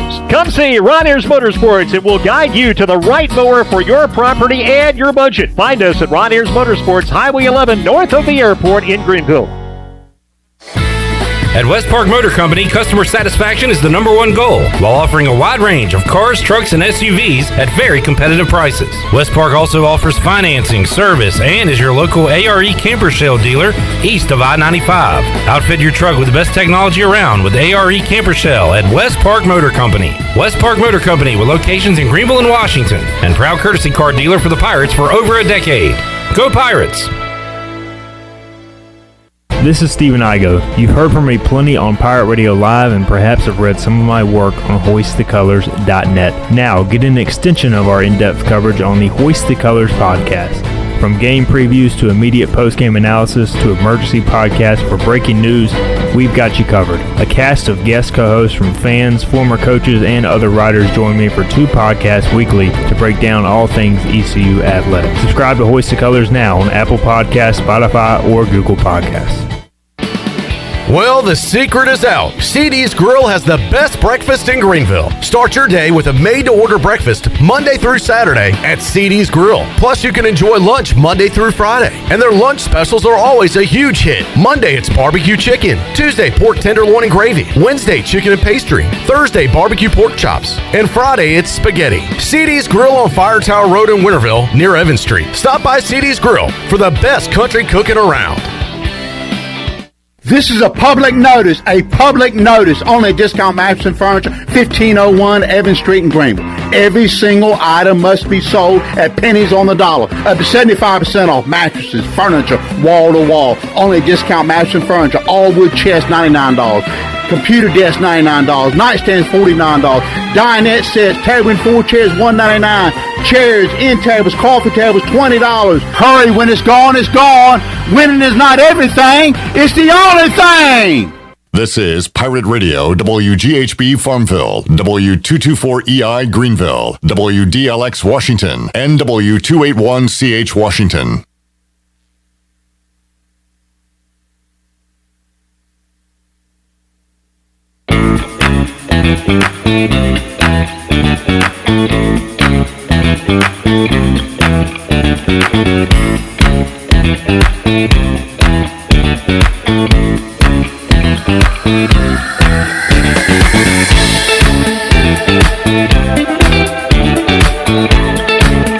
This hour of PRL is brought to you by Tommy's Express Car Wash. Come experience the difference at Tommy's. Now open at the corner of Greenville Boulevard and Red Banks Road. Doesn't your car deserve it? Visit Tommy's Express Car Wash today. Now back to the show. Welcome back. Do you have real estate questions about buying or selling residential or commercial properties? Are you curious about the current real estate market? Or do you need a property manager for rental houses? ECU alum Scott Harris with RE/MAX and SD Harris Properties can help answer every question you have and show you a stress-free real estate experience that will be memorable and enjoyable. If you have real estate questions, Scott has answers. Call Scott Harris today at 347-1857. Now let's head back into PRL. Here's Clip Ron. All right, thank you, Shirley Rhodes, back with us here on Pirate Radio Live. Chandler Honeycutt as well, getting you ready for another week of Pirate football. But before we move ahead to Memphis, we got to look back at what happened on Saturday. We'll do that with the Pirate players in the Players Lounge. Coming up later on, Bruce Bivens, Xavier Smith, Holton Naylor, C.J. Johnson. But right now, we'll look back at my chat with Tyler Sneed, Rajay Harris, and DJ Ford. They were in the Pirate Radio studios earlier today, fired up after a blowout victory over the Temple Owls. We talked about it all, and here's how it sounded. All right, back inside the Players Lounge here on a Monday. Clip Rock here with Tyler Sneed, DJ Ford, and Rajay Harris coming off a 45-3 victory over the Temple Owls on Saturday. Fellas, good to see you. How you doing? I'm doing great. Good. How you doing? What was it like, guys, to kind of just chill in the fourth quarter and watch the game from the sidelines? That had to be a new feeling for you, as East Carolina has been in so many close games this year. You were finally able to blow an opponent out and kind of relax late in the game. Sneed, what was that like? It was different. You know, I don't like coming out in general, so it's definitely different. But it was fun to watch those guys get in there, those young guys, and just see them out there playing on the field. It was fun. It was a good feeling just to know we were up by that much. We didn't have to go back in. So, Rajay, we've heard you talk about Pop McKay before. We finally got to see him in a game. He's a big fella, I got to say. What was it like watching the young buck get some carries? Not that you're that much older than him, but you got to see him get some carries late in the game. And it was good. You know, he's been working hard. Like I've been telling everybody, just work hard. He's just a workhorse. So I told him like last Sunday that he was going to get in this game, so be prepared. So he went out there and did his job. He was prepared. And DJ, unfortunately, you weren't able to go on Saturday, so we'll ask you how you feeling health-wise right now. A lot better. Good. Can't wait to let it go this week and get back out there with the guys. How is that? That's got to be a bittersweet feeling. You see your teammates win, but you're not able to contribute in that win. So what's that feeling like on the sidelines watching the game? I'd say much more sweet than bitter. You know, bitter, obviously I wish I was a part of it, but I was just relishing the moment, you know what I'm saying, enjoying it just as much as the guys that were out there, because I felt a part of it even though I didn't get to play, you know, necessarily. So it was good to see them make plays and do the things that I knew that they were going to do before the game. Rajay, you had 100 yards against South Florida. It was Keaton Mitchell's turn this week, and you guys have been unselfish in your roles. You're still getting a lot of touches, a lot of carries, as is Keaton every week. So what a 1-2 punch it's been, and what's it like you rushing for 100 yards one week and then watching Keaton do it the next week? Man, that's a great feeling just to know, like I just said, the hard work just pours out to the field. You know, let everybody know in the country that we got two good backs that's capable of catching out of the backfield, blocking, and, you know, running the ball. So it's just good with Keaton going out there, you know, running with power and using his speed, of course. You know, it's just always good to see that boy run. Tyler, you've had your 8, 10, 12. How many catches did you have that game against SMU? I think it was 19. You think it was 19. 19. Dang. You've had those days before. Right. Dang is right. But you had 4 catches on Saturday. It was Ryan Jones having the big day. 6 catches, 100 yards, 2 touchdowns. Is that like, going into the week, was it, all right, we're going to find some place for Ryan here, or is that just something that happens on Saturday when you guys are out on the field and take a look at the defense? Yeah, a little bit of both. You know, we got the plays in, and, you know, obviously they run different looks, show us different looks in practice, and so based off what you get in the game, you know, they might tweak some things based off what Temple did, but you know, we went in the game, they called the right plays, and he was open, and he did his job. He made great catches, great plays, and, you know, like I said before, he's been doing it in practice too. You know, he's worked hard ever since he got here, so, you know, it's exciting to see him and fun to watch him play. Pirates rolling up 45 points, 204 yards passing as a team between Ehlers and Garcia, and then 246 rushing yards as a team. And then, DJ, 3 points for the opponent. And you, Xavier, Bruce said last week when I talked about, hey, you've shut out an opponent 2 second halves in a row, all you guys to a man said, well, we want to do that in the first half. We want to come out that way. So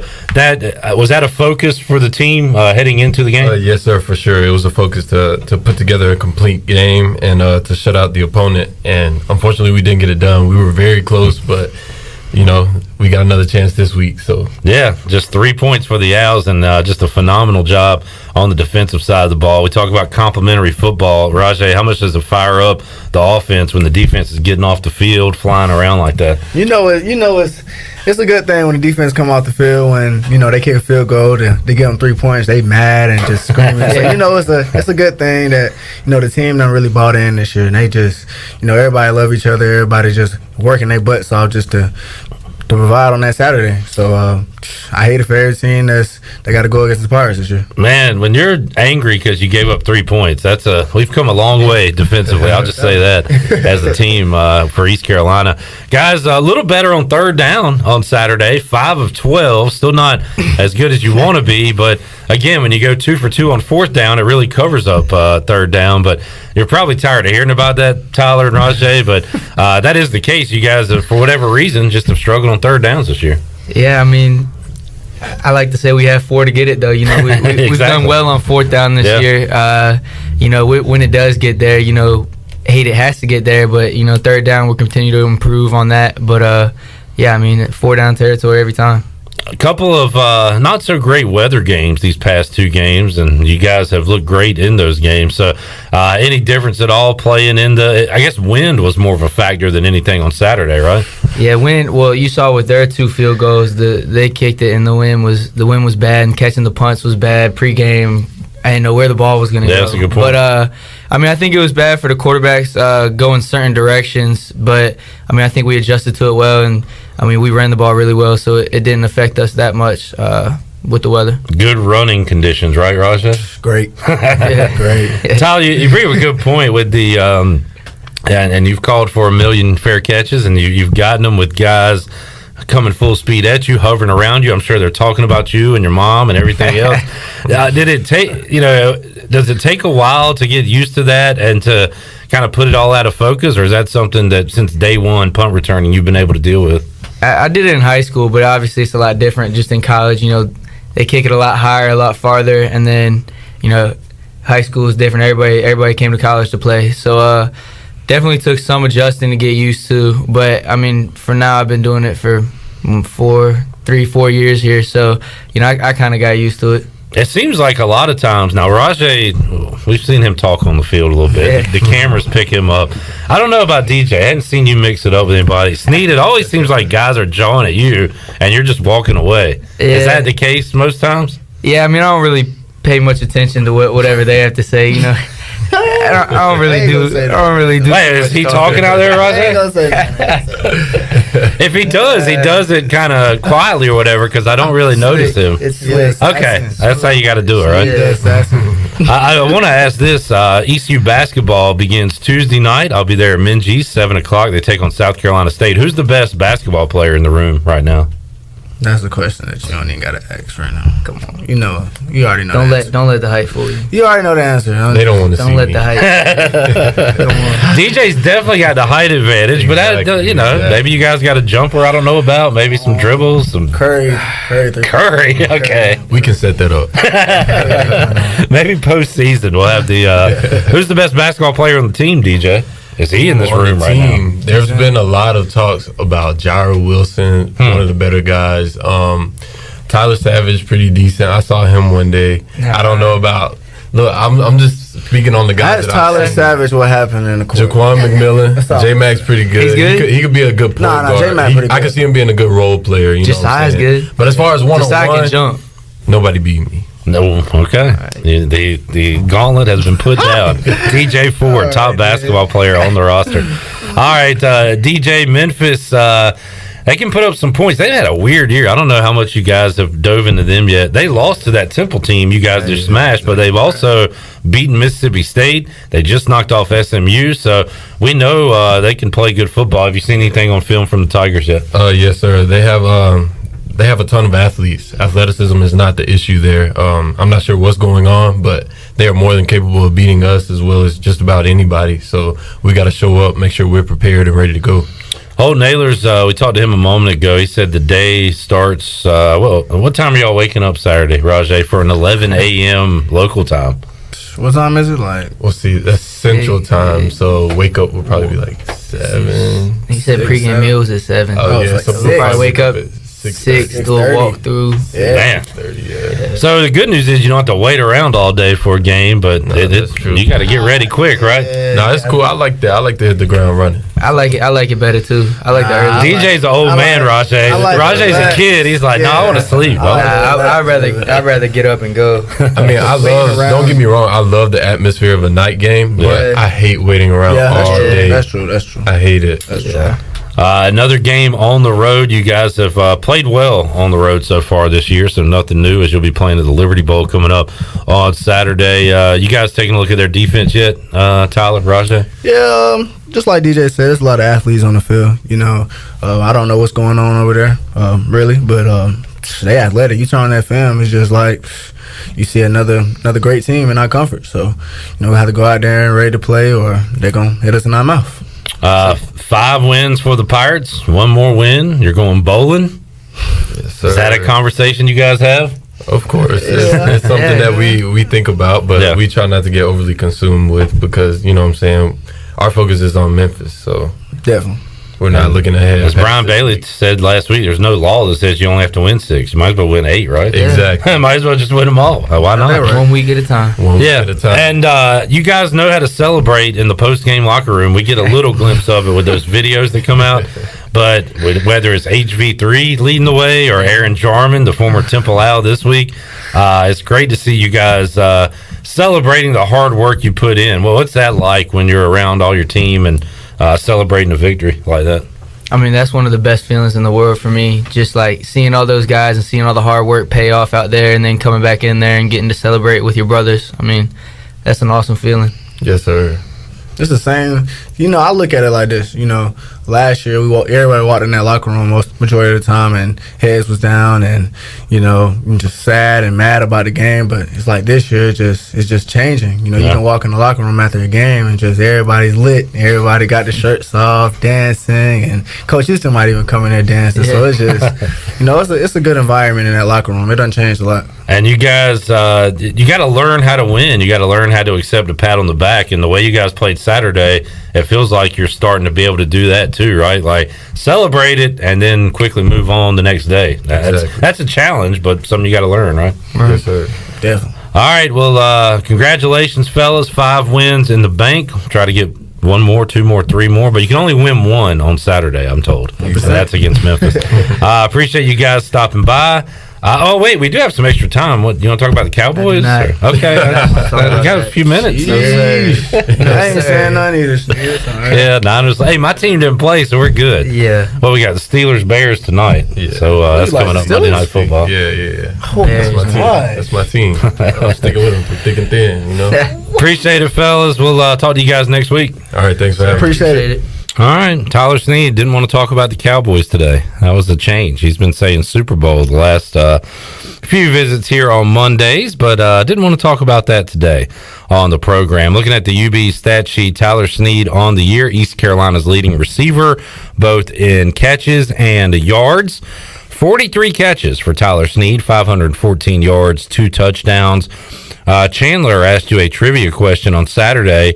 Who is ECU's leading touchdown target in the receiving game? And you correctly answered Audio Matosho. Mm-hmm. But there's a new leader in the clubhouse. And Ryan Jones? Ryan Jones has 23 catches on the year. 4 of those have gone for touchdowns.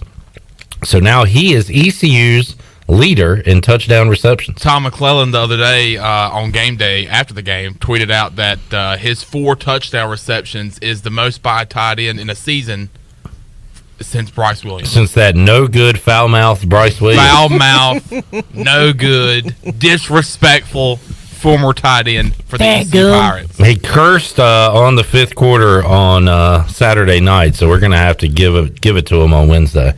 So, do I get to give him a hard time since I couldn't do that on Saturday? Yes. Since he cursed on the air? You have to do your PSA reminder. I had to show you the video today. Yeah. I was like, dadgum, Bryce. Dadgum. Why'd you do that, man? Can I not say that? And look, I had to cut him off. I can't show favoritism, right? No, you can't show Nope. favoritism. Once they cuss, they're gone. And be like, look. Let me tell you how this is going to go.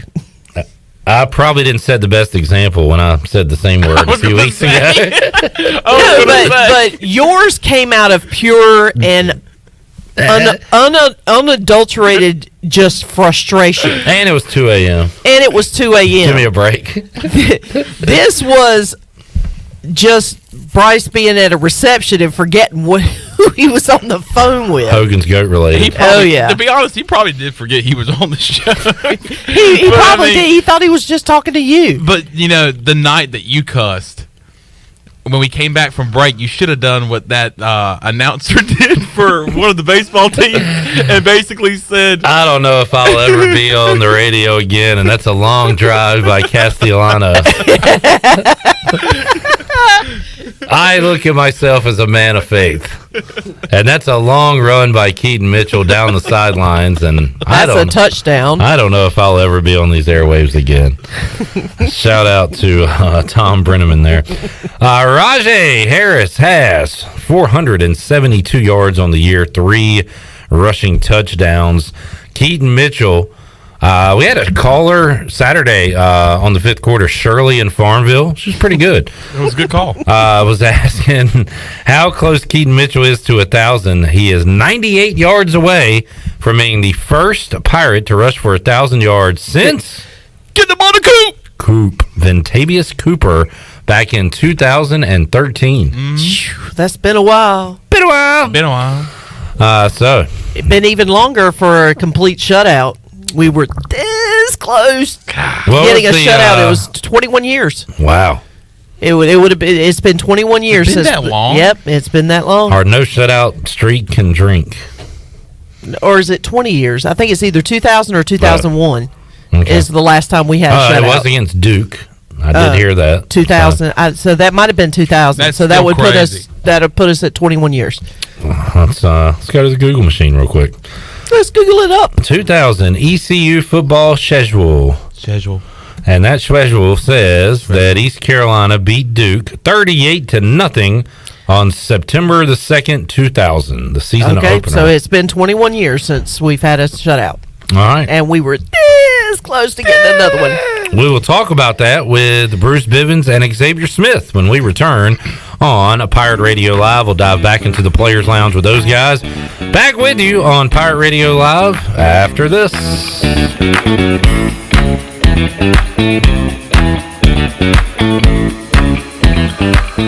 Sawyer's Fun Park is now open in Greenville. This state-of-the-art 40,000 square foot facility features a 2-story LED interactive laser tag, a one-of-a-kind 2-story ninja course, a ropes course with a 180-degree zip line, and it's only one of 5 in the country that are indoors. Multiple climbing walls, a super cool arcade with 40-plus games, and a brand new full-service cafe and bar for adults. Visit the brand new Sawyer's Fun Park, now open, located right behind ARU on Corey Road, Greenville. On Saturdays, your team needs you, your sofa needs you, and you need a Jersey Mike's sub. Get it all with free Saturday delivery when you order through the Jersey Mike's app. Jersey Mike's, a sub above. This Saturday, while you watch the game at home, we're watching the grill at Jersey Mike's. Order through the Jersey Mike's app for free delivery on Saturdays, unless you're going to miss hearing this. Jersey Mike's, a sub above. If you missed the Bud Light pregame tailgate, you missed. Heard Dana Holgerson, Houston head coach, talked about how multiple the defense is, but also just how aggressive and attacking the East Carolina's defense has been this year, and they have been. Yeah, and I think defensively, the Pirates have to find their balance between being too aggressive. Problem is with East Carolina, if you blitz too much, East Carolina is prone sometimes to giving up the big plays. Tune in game days for the Bud Light pregame tailgate, right here on Pirate Radio, the voice of the Pirate Nation. Ahoy there, mateys! It's Captain Jack Spare of R&R Tire Express, your local tire and wheel shop in Greenville, offering affordable, easy payment options for easy ownership. Savvy? Our customers love our treasure of tires and wheels, easy payment options, and customer care package too. To learn more about R&R, stop by 3920 US 264 or rnrtires.com. I'm Sam Jones, and for more than 3 generations, my folks have kept the fires burning for Eastern North Carolina Whole Hog Barbecue. At Sam Jones, you'll find our smokehouse pumping out wood-fired meats, cooked fresh every single day. There are no freezers at our place. Everything, and we mean everything, is made fresh daily, including our sides, sweets, and sauces. Stop in and see us, and I bet you'll be able to taste our passion in just one bite. At Sam Jones Barbecue, you'll find plenty of smoke, but no mirrors. For the latest from the world of golf, tune in every Saturday morning from 8 to 10 for the Golf Shop Radio Show. Hosts Mark Greenhelves and Matt Blanchard talk golf from tee to green and everything in between. If you like golf, you're gonna love Golf Shop Radio. Before you tee up, drop on in. Welcome to the Golf Shop. There's no better time to drive away with a quality pre-owned car, truck, or SUV from Greenville Auto World. Greenville Auto World is your authorized rough country dealer. We specialize in lift and leveling kits along with custom wheel packages. Whether you're looking for ground clearance or enhancing the appearance of your vehicle, trust our team for your off-road experience. Greenville Auto World, 3840 South Charles Boulevard across from Hardee's at Bell's Fork, or online at greenvilleautoworld.net. Hey Pirates, this is Holt Nailers. A big part of my success on the field is what I eat at home. To keep my body filled up, I order meals off a Clean Eats meal plan. I choose the meals I want from 6 different meals offered each week, and I pick them up on Sunday or Monday at the cafe on Red Banks Road. Each meal is packed with the perfect mix of healthy proteins, carbs, and veggies to keep my engine running at full speed. Go to cleaneats.com, click on meal plans, or stop by the cafe and get all the info. Clean Eats and the Pirates, a winning combination. This is assistant football coach Drew Dudzik, and you're listening to Pirate Radio, the voice of the Pirate Nation.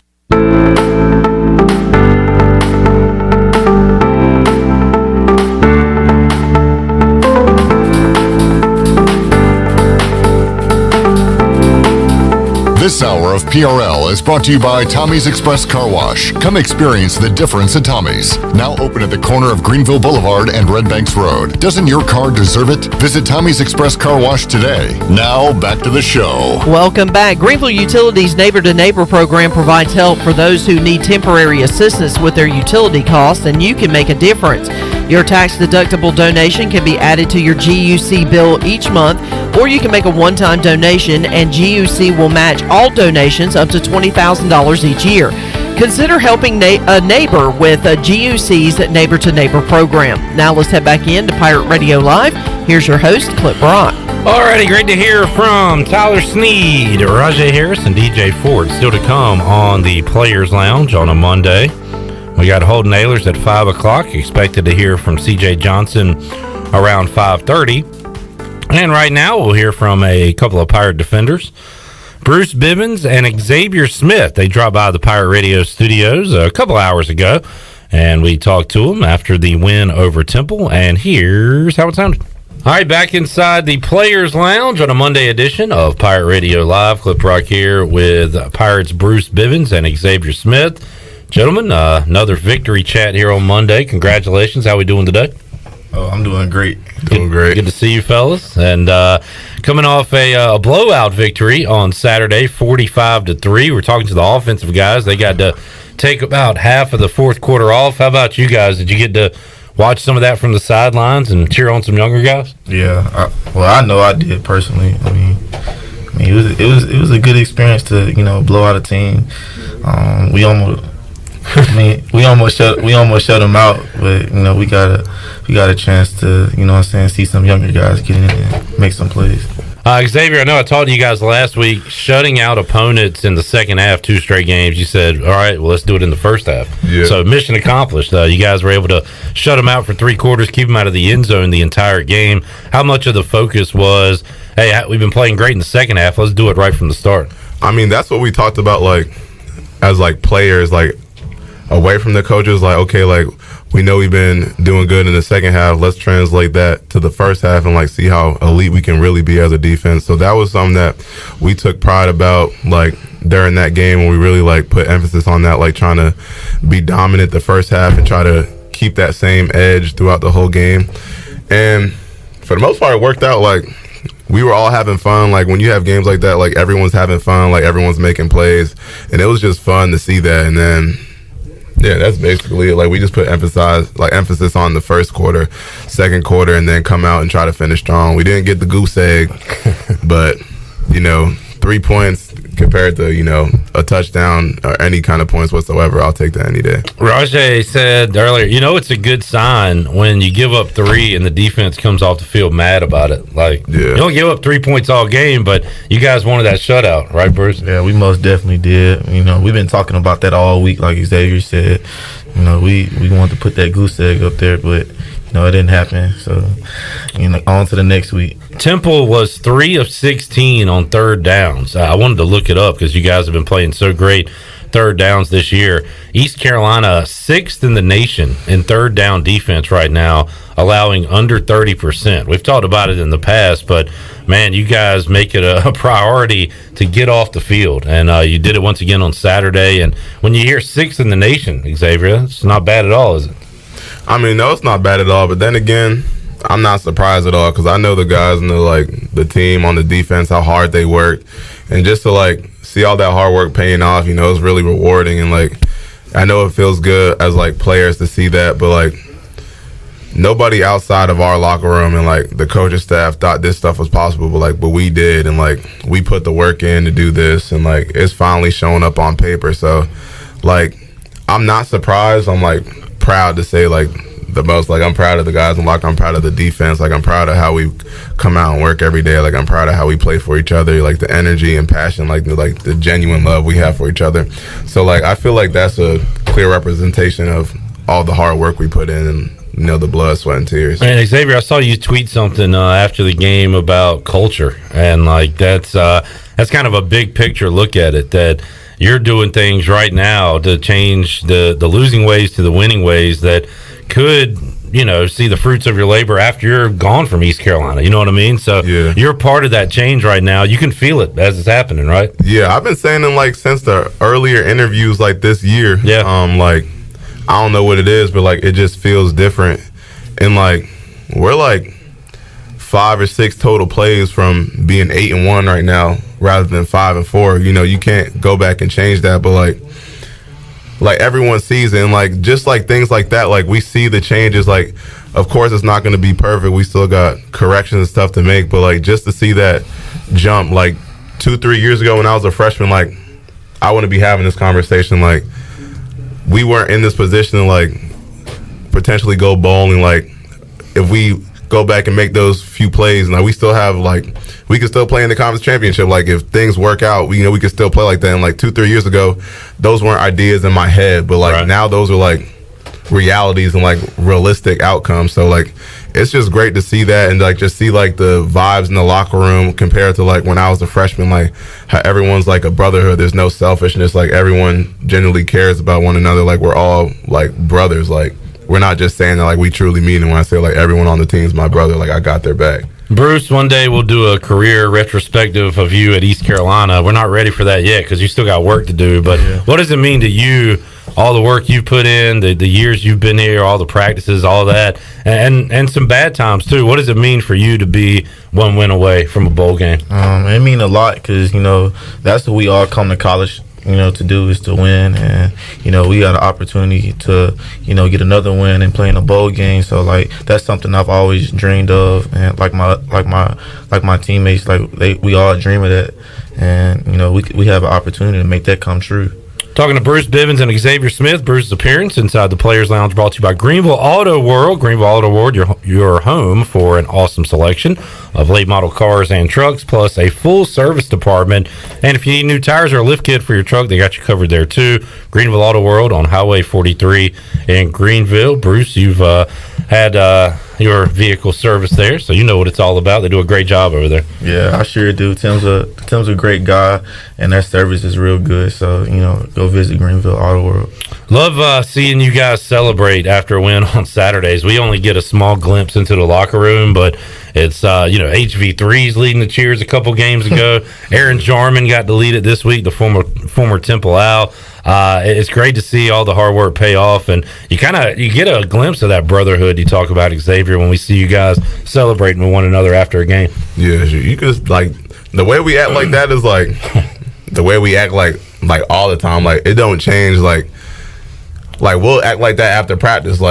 And to be honest, that last game, I don't even think it was the full. If you did see a glimpse, you really didn't see anything, because we didn't even have our dance circle or anything. I was trying to get the dance circle going, and get the coaches in the middle, but they tried to run and scare you off, and we had a lot of recruits there, so. Which I feel we still should have did it. That makes more of a point to do it. Well, no one would go to turn the music on because there was so many people there we couldn't get through. But it's usually way better than that. I'm kind of disappointed. All right, we didn't have the dance circle that week, but much better celebration still to come this year. Yeah, for sure. Something to look forward to. Pirate hoops, Pirate basketball begins on Tuesday night.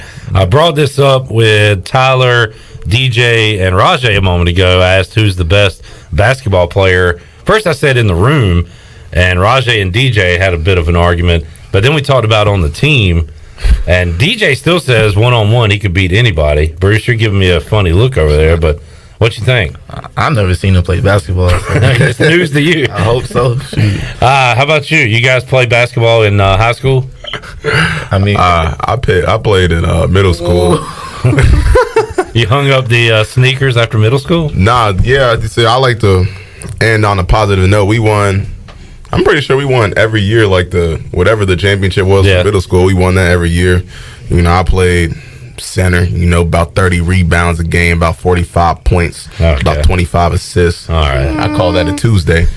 But for Bruce, it's probably way less than that. So I decided to hang it up early. He hung up his shoes. He stopped at middle school. Hang it up early. So that was me. All right, I'm going to see if I can find that in the middle school record books in Virginia. How about you, Bruce? Did you play any basketball? Yeah, I played up to my junior year in high school. I hung it up my senior year. Yeah. All right. Well, they said a few names. Jaquan, they said could play ball. Boo. So who is the best player you think, Xavier? Have you seen anybody?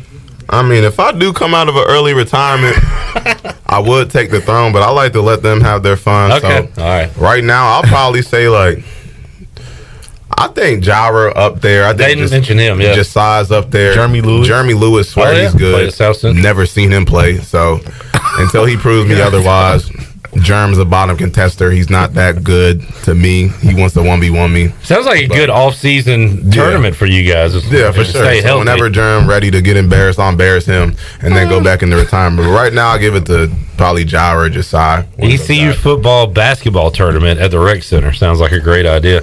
All right, have you dove into Memphis at all yet? Memphis, man, they're tough to figure out. They lost to that Temple team you just played, but they beat SMU. They beat Mississippi State, so obviously they're a good football team. Have you taken a look at them yet? Yeah, for sure. They're definitely talented all across the board. You know, we're probably going to play one of the better, like, if not the best offense in this league. You know, their record doesn't reflect how they are as a team. You know, I don't know what issues they have, but, like, we have to come with our A game just like every other week, but especially, like the weapons they have on offense, like, we haven't seen that, like, as much or, like, that many weapons across the board. So we just had to really dial in this week and lock in and focus and do our job. Speaking of weapons on offense, Ryan Jones for East Carolina having a big one. 6 catches, over 100 yards, 2 touchdowns. How about, have you guys been locked up on him in practice as a linebacker? You ever gone one-on-one with Ryan? I mean, Bruce can answer it. I mean, not really. I mean, we go against them probably like in some of our individual work, like 7-on-7 and stuff like that. But you know, we all go after. Strap him. we go after it every day. You know, when we do get a chance. So I mean, he worked real hard for that. You know, that outcome. So, yeah, he definitely be grinding. He definitely one of the better wideouts. Like, I think he played wideout if he wanted to. He's definitely one heck of an athlete on the team. You know, he comes to work every day. You know, things didn't work out. You know, he'll always see what he can do to make things better. And, like, he's just, like, a determined guy. And, like, at some point when you work that hard, it's going to show up. And last week it showed up for him. So I'm really proud of him. Sure. And, How much one-on-one, good on good are you guys doing at practice at this part in the year? Do you still do that at weekly? Yeah, we'll do a couple periods throughout the day just to keep like the fast pace and like game speed sharp. Bruce Bivens and Xavier Smith both credited with 5 tackles on Saturday in the win over Temple. Do y'all see those stats and you're like, man, I had like 8 tackles? Like, do you ever look at it like? I see them stats and say I had 2 TFLs, but how you doing? But yeah, I don't really pay much mind. It's not really that important. The win is 45-3 over the Temple Owls on Saturday. Great win for you guys, and now you have an 11 a.m. local time start time on Saturday. So I've been talking about that with the guys. I guess you got a breakfast planned for like 7 o'clock. So you got to get up early, ready to go. Is that a challenge, or you like that? I'm not really a morning person, but then again, I do what I got to do to get what I need to get done. Yeah. So like, whatever they say, it's not like I can be like, no, I'm not doing it. So just do what I'm told and go out there and play. Do the best we can do to prepare and mentally and physically, and then go out there and play. Bruce, sometimes you got to get up early to get fish, right? To catch fish. So are you a early morning guy? Like when I want to go fishing, that's a different story. But when I have to, wake up early, no, not really. I'm kind of the same boat with Xavier. But the game got to get played. So I mean, we're gonna get up and get it rolling, man. 3 games left to go in the regular season. Pirates 1 win away from that 6th win that would make them bowl eligible. And guys, keep up the great work. Defense playing lights out right now, and let's try to get another one on Saturday against Memphis. Yes, sir. Yes, sir.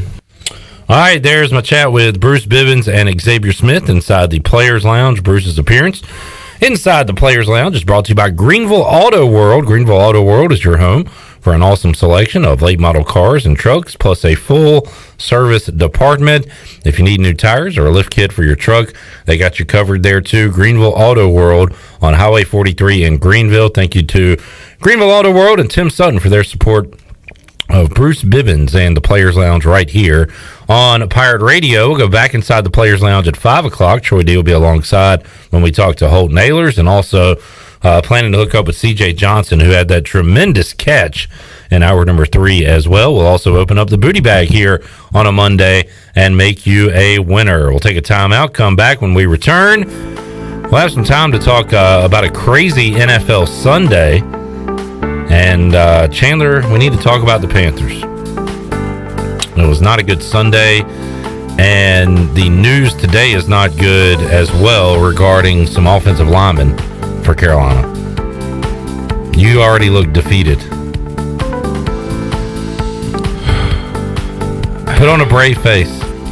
Yeah, Matt Paradis, however you want to say it, is out the rest of the season with a torn ACL. And there's another lineman on that list. Cam Irving? Yes, injured reserve.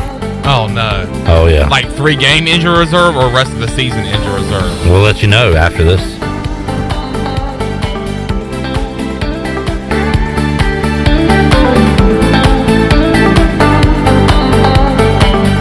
Tommy's Express Car Wash is the car wash Greenville is talking about. At the corner of Red Banks Road and Greenville Boulevard, this state-of-the-art wash will keep your car looking great. And now Tommy's has just launched its new 2.0 Tommy's Express app. And anyone who downloads the app now will receive 30 free days of washing with their top-of-the-line wash, the Works Wash. Download the Tommy's Express app now by going to your app store or visit them on location, open 7 days a week at the corner of Greenville Boulevard and Red Banks Road.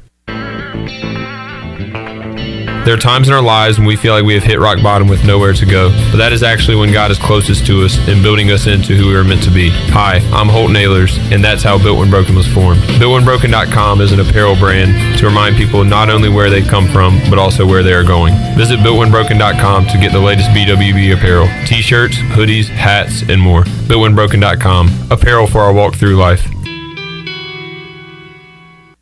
You know, texting while driving is dangerous. That's not new information. Yet most people admit to doing it anyway. Drivers are 23 times more likely to be involved in a car accident while texting. Know the facts and wait to text. The danger is real and it applies to you. Auto Owners Insurance, the no problem people. Information provided by Virginia Tech Transportation Institute. This is Norm Bryant with Town Insurance in Greenville. Call me today at 756-8300. Go Pirates. Hey Pirate Nation, this is Kyle Gaines from Washington Chrysler Dodge Jeep Ram. Not only will you feature a great selection of pre-owned inventory for sale, but we'll also buy your vehicle even if you don't buy one from us.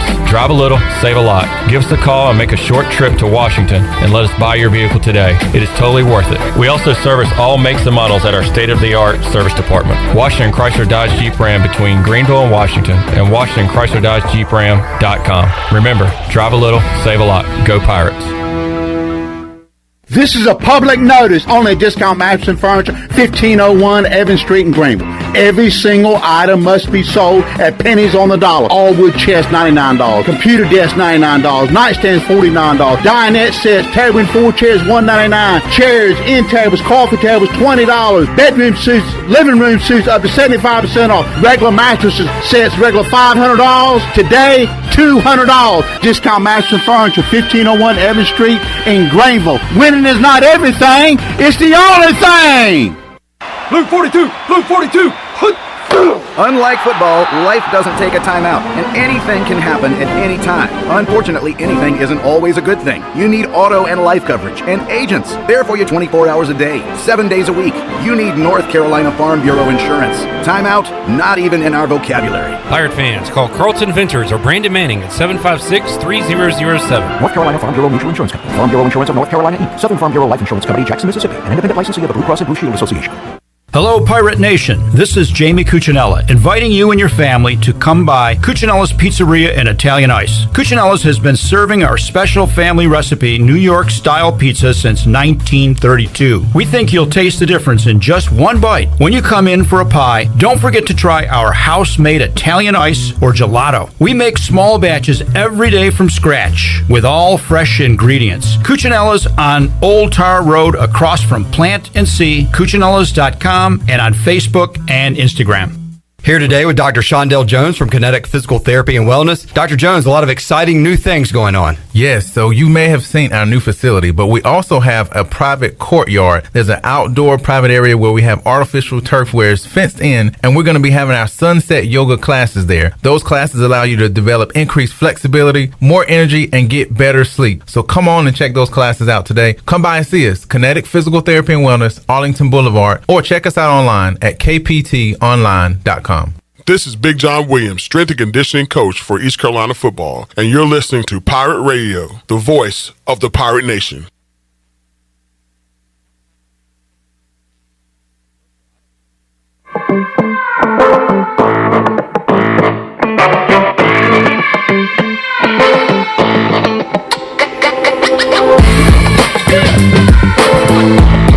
This hour of PRL is brought to you by Tommy's Express Car Wash. Come experience the difference at Tommy's. Now open at the corner of Greenville Boulevard and Red Banks Road. Doesn't your car deserve it? Visit Tommy's Express Car Wash today. Now back to the show. Welcome back. Be sure to check out David Price Construction for all of your commercial or custom residential renovation and building needs. Run by ECU alumni, David Price Construction specializes in commercial projects, maintenance on facilities, and large-scale residential renovations and additions. David Price Construction, the proud ECU Home Services partner. Call them today at 919-292-5532 or visit them online at davidpriceconstruction.com. Now let's head back into PRL. Here's Clip Broad. All right, back with you on Pirate Radio Live, Victory Monday, Players Lounge Day here on the program. And still to come, Holton Ahlers will join us at around 5 o'clock, and also in hour number 3, planning to hook up with C.J. Johnson as we continue to talk about East Carolina's victory over Temple on Saturday. More on that in a moment. We'll wrap up the hour, talk a little NFL here, and we got the Bears on Pirate Radio tonight, Troy D., as they'll be taking on the Pittsburgh Steelers. Yeah. And with this upset weekend, I like our chances all of a sudden. I'm on the Bears +7. Oh, wow. Only because of what's I took the trends are going for the underdogs right now. The Titans +7 last night worked out pretty well. How many people think got destroyed in their survivor pool? I was thinking about that. So you had Titans. The Titans. I mean, no, I'm talking about the Jaguars over. You had Bills. the Titans beating the Rams. You had the Jaguars losing 9-6, or excuse me, the Jaguars winning against the Bills 9-6. I bet you that took out half the country. A ton of people probably had Dallas. They were 10-point favorites. They lost outright to the Broncos yesterday. So it was a weird day when it came to the scores, and why not finish it off that way with a Bears victory tonight in Pittsburgh? It'd be awesome. Let's do it. Hey, love to see it. I don't know. I think the Bears have really been struggling. So that's not a think. That is they have been struggling. It's so bad that even I hear the Manning brothers are taking the night off. They're not like, doing we're not the Manning watching this cast. crap. Yeah, no, they get a couple buys during the week where they can take a week off. They've chosen to take this one off. Bad news on the field and off the field for the Carolina Panthers. Chandler, there's no shame in losing to the Patriots. I think they're a good team. I think they might make a run here. I agree. And go to the playoffs. But your quarterback looked really bad in doing so. We are finding out the hard way who Sam Darnold really is, and it's exactly who he was in New York. And, the cliche is that it all starts up front, and that's true. And the Panthers' offensive line is just absolutely horrid. What was the stat to consider that you ran across? So the Panthers have allowed the second most quarterback hurries, quarterback pressures. He's on the run a lot this year in football, and it was in the 180s. And Shirley's Dolphins take the cake as they have allowed over 230 quarterback pressures this year. That is an insane stat. But the Panthers second worst in the NFL, allowing heat to get on their quarterback. And it's only getting worse, Chandler, because the team today placed Matt Paredes on injured reserve. He tore his ACL. Cameron Irving has been placed on injured reserve. He suffered a calf injury. So this is from the team. I don't know if it's a year, but your bad offensive line is about to get even worse. Yeah, now that explains why I heard Chandler all day Sunday going, darn! Earled. Yikes. Whoa. Wow. Whoa. That's darn! That guy, pal. Trust me. You're not that guy. That's good stuff, Troy D. Yeah. Was that on the fly? That was on the fly. Nice. This is making it. This is building it while we're moving. Was that supposed to be fun? This is a construction build right here. Yeah. Well, you would have been hearing me if you were at Darnold. If you were at tiebreakers. You said you made a scene on Sunday. I made an ass of myself. No, I did for real. Yeah. Yeah, I think you're getting a little too emotional with this Panther team. Oh, it's done now. Yeah. Yesterday was it. Keep pouting. Now that's not bad. That's not bad. Oh, thank you. That's pretty good. No, but when Sam Darnold made that just awful throw and the pick six, and that was huge in that game because the Panthers were down 14-6, and this was in the third quarter. It was a great drive. We were deep in their in Patriots territory, and then Sam Darnold just completely overthrows Ian Thomas, and the guy takes it to the house.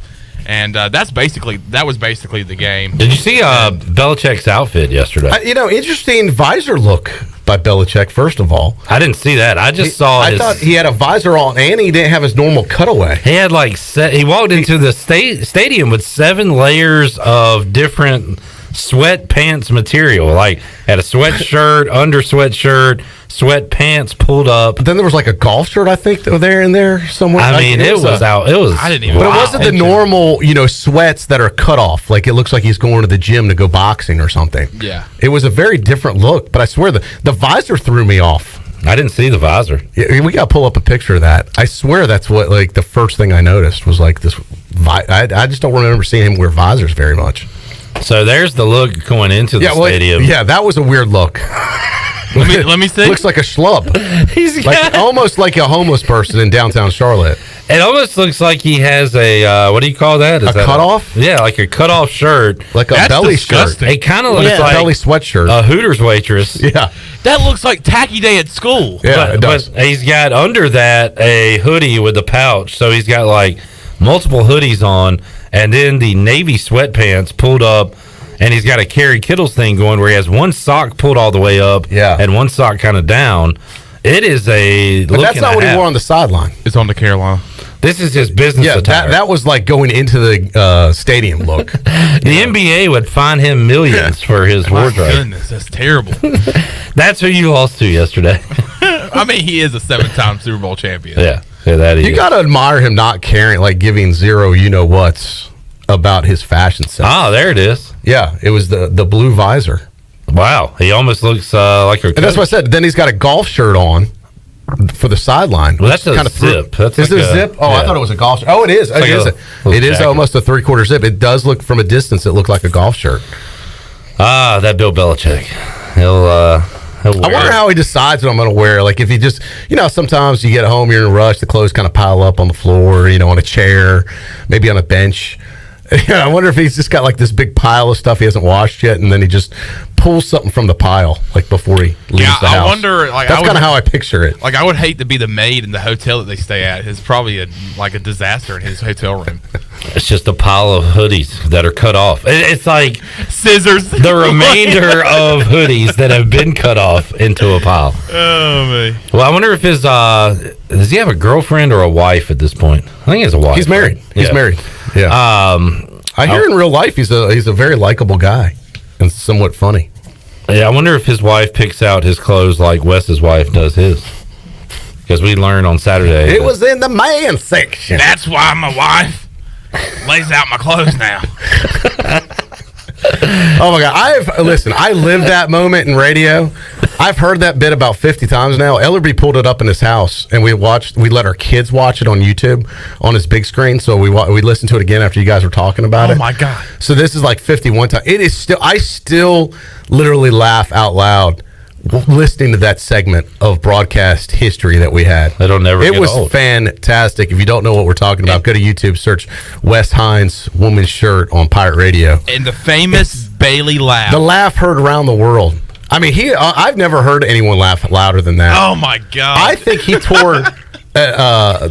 ripped a muscle, an abdomen muscle, laughing that hard.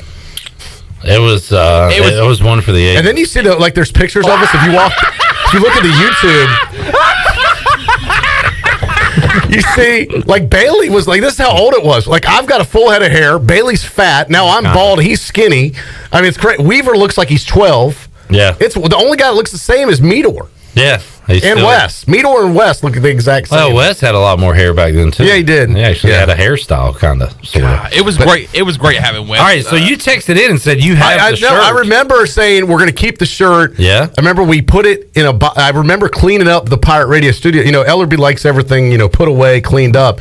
And I remember we were going through stuff at Pirate Radio like a year ago, and we found the shirt. And I was like, oh, man, we got to, this is the shirt. But I can't remember. I was like, don't let anything happen to this shirt. And we should, honestly, now that I think about it, it needs to be in a frame on the hallway with the picture. It honestly needs to be literally in the Hall of Fame here. Yeah. But I know we have the shirt. I just don't know exactly where it is. But I know we said, Wes, we're not gonna confiscate the shirt. We're gonna ask you to donate it to the Pirate Radio Archives, which he did. And we still have it somewhere. Like he was going to keep that shirt. But I have to find it so we can get it framed. Yeah, we need it. I'm not 100% sure we where need it it is. beside Tony Collins and Terrence Copper and Ernest Biner. Yeah, Wes Hines. Because I remember not too long ago, Mullis was in here. I think we found. I swear he tried it on again. I thought we all put it on again. I think it was like a year or so ago when we were cleaning up. I've got to find this thing though, man. It really made me think, man. That deserves. That's one of the greatest moments in Pirate Radio history. We need to have that shirt on display every day. Definitely. Well, they put jerseys in Canton. Yeah, that women's shirt is going into.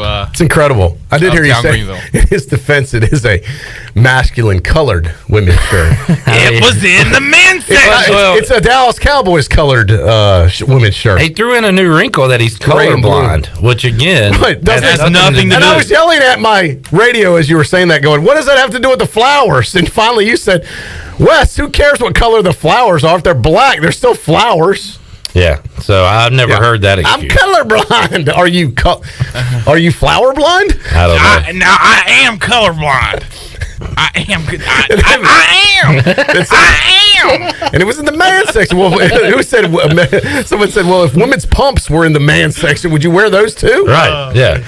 I mean, gonna wear a garter belt because it was in the man section. He's still blaming the Salvation Army for it after all these years. We still have to rerun the time Saturday where he came back with the classical music. We never did that earlier in the show. Hour 3. Yes, please. Oh, yeah. I need to remind me that in the commercial break. I'll pull it up. All right. Oh, man. Let's take a break. We will come back when we return. Back inside the Players Lounge, you'll hear what Holt Nailers had to say earlier today. And I'm still in a good mood because it's still light out, but not for much longer, Clip Brock. Are we going to do this? No, I do have I have a time update for you. I have a question for you that I'm going to ask you on the air that I want a legit answer for. All right. A very simple question. I've got a simple question for you guys concerning what happened Saturday night into Sunday morning. It's something that happened to me, and I want you guys to see if you can answer it. Okay. It's not a riddle. It's not an SAT question, but it is something that happened to me that I need clarification on. All right. Also, Shirley, welcome back. Thank you. I've been thinking of you. Also, breaking news. He did text me and said, "I was thinking of you." I said, I'm like, what it's worth. "Yeah, sure, thanks." I said, "How you feeling? For what it's worth, I'm thinking of you." Yeah, exactly. For what it's worth, did I put those thoughts into action, Clip Rock? I don't know. Could there be breaking news on this development? What development? What the hell are you talking about? Me thinking about Shirley and acting on those thoughts. Executing the plan? Executing the thoughts? Perhaps some breaking news when we come back. Oh, my God. Could there be a special delivery in store? Don't go anywhere. Big news when we return.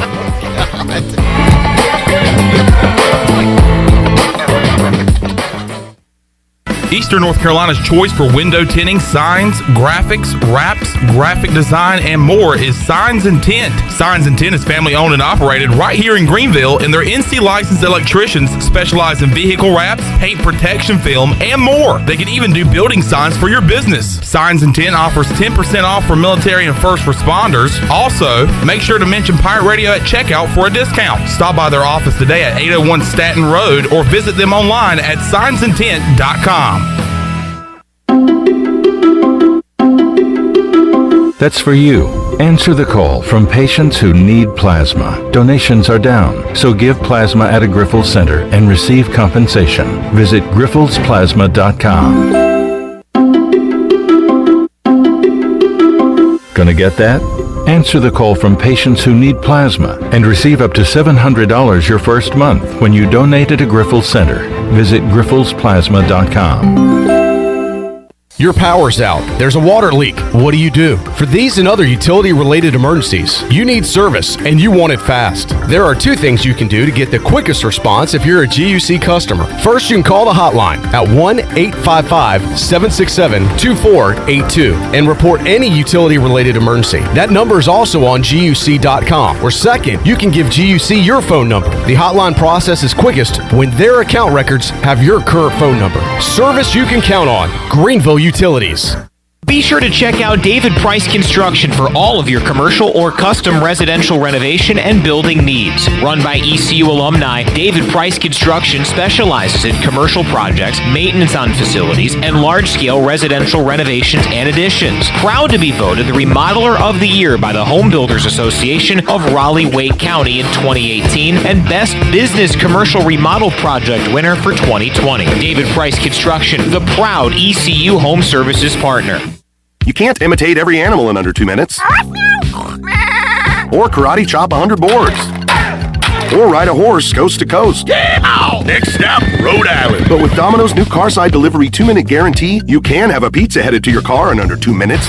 Just order Domino's Carside Delivery and check in when you arrive. If we take longer than 2 minutes after your order is ready, your next pizza is free. Woo! Forget Rhode Island. I'm going to Domino's. Offer available to online carryout customers who select Domino's Carside Delivery. For full details and restrictions, visit Domino's2minuteguarantee.com. Have you ever seen those exotic aquariums like the guys do in Las Vegas on television? You ever thought about having one of these aquariums in your business? It's more affordable than you think.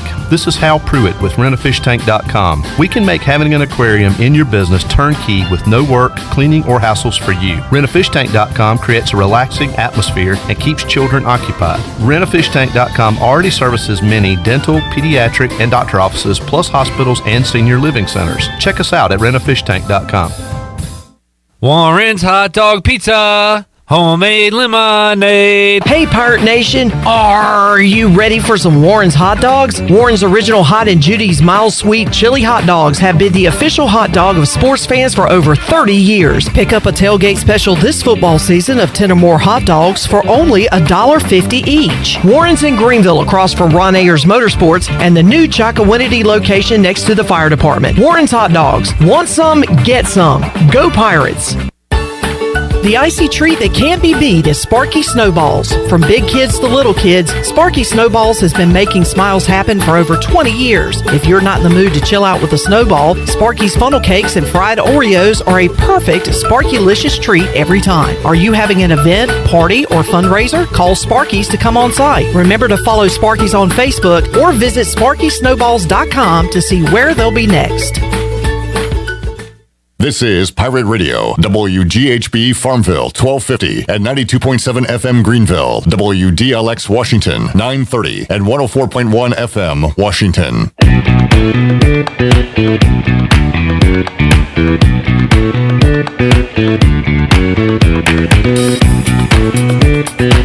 You're listening to Hour 3 of Pirate Radio Live. This hour of PRL is brought to you by Bud Light, reminding pirate fans to stay in the game and drink responsibly. Bud Light, the official beer of the ECU Pirates, and proudly distributed by Carolina Eagle Distributing since 1989. Now, back to the show. Welcome back. Carolina Caliber has the area's largest selection for outdoor shooting sports and accessories and is one of the top firearm dealers anywhere. At Carolina Caliber, they have everything you need for hunting, home defense, and personal protection, including a wide variety for ladies and youth. Carolina Caliber will buy, sell, and trade. Carolina Caliber, locally owned and operated since 1960 on Fire Tower Road in Winterville. Now let's head back into PRL. Here's Clip Brock. Back with you. Hour 3, Pirate Radio Live here on a Victory Monday. We'll make you have a victory coming up later this hour. And open up the Pirate Radio booty bag. Also, Holt Naylor's coming up in a moment. CJ Johnson, as well as Troy D. The Pirates coming off their first blowout victory of 2021, 45-3 over the Temple Owls. Man, I got to give him credit. Talked with you Friday. I thought ECU would win. I was at the time worried whether they would cover or not. I think when we were talking about Friday, I was a little concerned about that. I said I just didn't know if this team was capable of blowing anybody out, Clip. I hadn't seen it yet. and give them a lot of credit. Boy, did they ever. And it was great to see. I forgot what that felt like as a Pirate fan, quite honestly. To have Holton Ahlers in a headset in the fourth quarter. It was awesome. And it really could have been a total, complete shutout. And, what a dominating performance by East Carolina. But I'll say this, man, kind of like I've said this earlier in the year. Sunday I had friends calling me and contacting me. Which bowl do you think we're going to? Let's make our plans now. I'm like, first of all, here's my thing. Calm down, everybody. Take a deep breath. Now I'm going to say the same thing I said when we had a tough loss. I said the same thing. There's a lot of football yet to be played. Let's take it one game at a time and evaluate it at the end of the season. Clip, I think this team is good enough to run the table and finish 8-4. Quite honestly, it could happen. This team is definitely good enough to get to 6 wins. But if they don't show up, they're also capable of going 5-7. And that's the reality. They could win the next 3 games or they could lose the next 3 games. Now, I want us to be at a bowl, but I think let's just slow down, calm down, and let's just get one more win first of all before we freak out and talk about, man, ECU's. Now, look, I think East Carolina is moving in the right direction, just like I said before with the program. These are the teams we've played this year 3-4 years ago, we'd be getting killed by. So the fact that we are either competitive in every single game or winning these games is a huge sign to me this program is moving in the right direction. And we may look back at this year and go, this is the year Mike Houston turned things around. But let's see how these last 3 games play out, Clip, before we make our bowl plans. Am I calm enough for you? Yeah, thank you for being calm. I feel like... And you know me, usually I'm the one that's going nuts. Yeah. Because we're 1 win away. We haven't been to a bowl game in like 6 years. No one on this team has ever been to a bowl game that's a player right now. Mm-hmm. And I can feel it. I feel the excitement's building, but I got to tap the brakes a little bit, and let's get there first. Okay. That's all I'm saying. Let's just make it happen first before we make our plans. All right. Especially since we don't even know where we're making our plans to. All right. I'm with you. All right. Now the Pirate. I'm just trying to be. The Pirate Nation is now calm. Reasonable Troy D is what I'm trying to be. Reasonable D. Yes, I want to be even keel. Okay. I didn't get too down when we lost, and I'm not getting too high now that we're winning. Yeah, I want to keep it reasonable. Sure. I feel I've been consistent this year. Yeah. More than any other season, I feel like I've been fair and consistent. How's it feel? I've been doing it. Feels very weird since I've been here. I like being emotional. I know.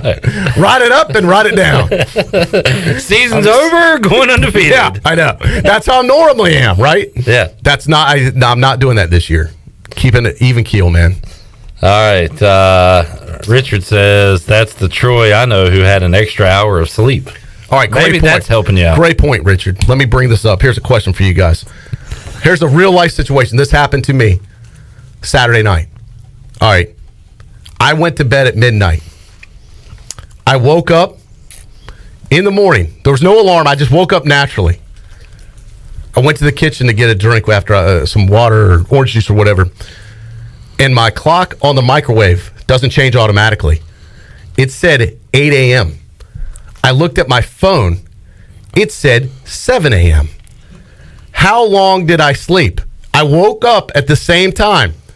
I looked at my clock on my phone and the clock on the microwave. 8 hours. One said 8 a.m., one said 7 a.m. You slept 8 hours. Correct, Clip. I slept 8 hours. But the correct time at that point was 7. What is your point? A lot of people would want to argue that I only slept 7 hours. Who are all these people? These people that we were Who do you hang out with? The dumbest people on earth?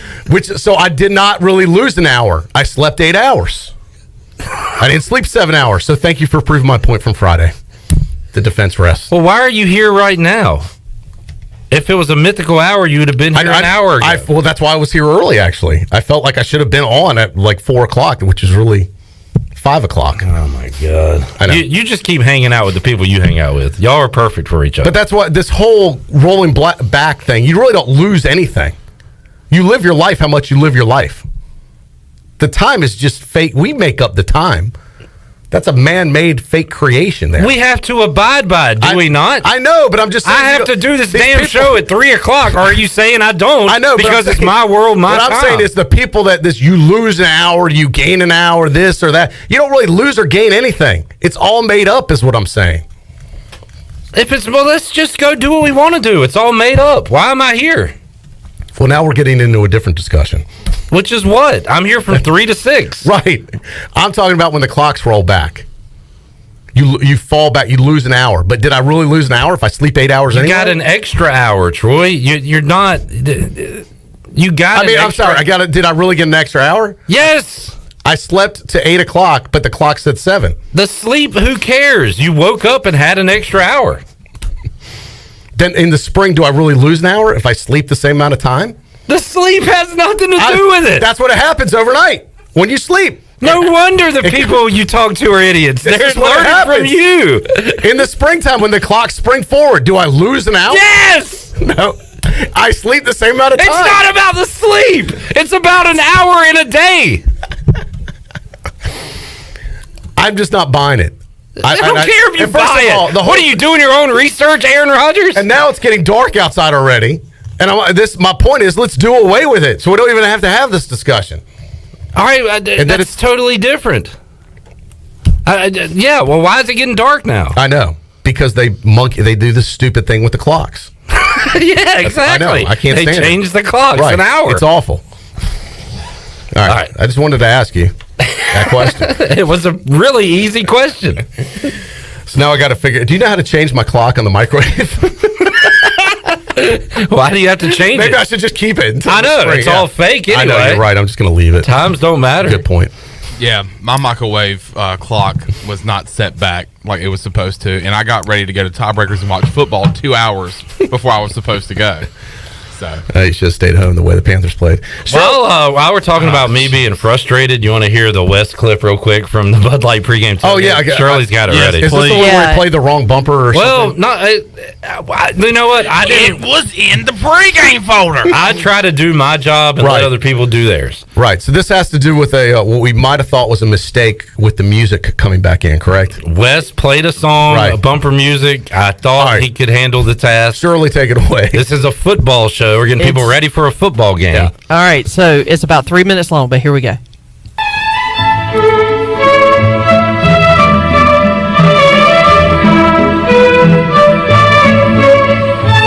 is not edited. This is from Saturday's show. Time. You're listening to the Bud Light pregame tailgate, powered by Bud Light, the official beer of the ECU Pirates, and proudly distributed by Carolina Eagle Distributing since 1989. Now, back to the show. You're listening to the Bud Light pregame tailgate, powered by Bud Light, the official beer of the ECU Pirates, and proudly distributed. Back into the show. And instead of Shirley Rhodes, I am Chandler Honeycutt with a scoreboard update. What the hell's going on? I'm just playing what's in the card. What is happening? I'm just playing what was in the folder. Sorry, Chandler. Go ahead. No, you're good. Georgia up 9-3 as they start the second quarter there in Athens over Missouri. Nebraska and Ohio State still knotted up at 0 apiece. North Carolina 14, Wake Forest 10 with 2 minutes left to go in the first quarter. Wake Forest has the ball and is driving. Liberty finds themselves down 17-0 against Ole Miss. 3:13 to go in the second quarter there. Illinois up 14-0 against number 20 Minnesota. 11:14 to go in the second quarter. And then Pittsburgh down 7-12 against Duke.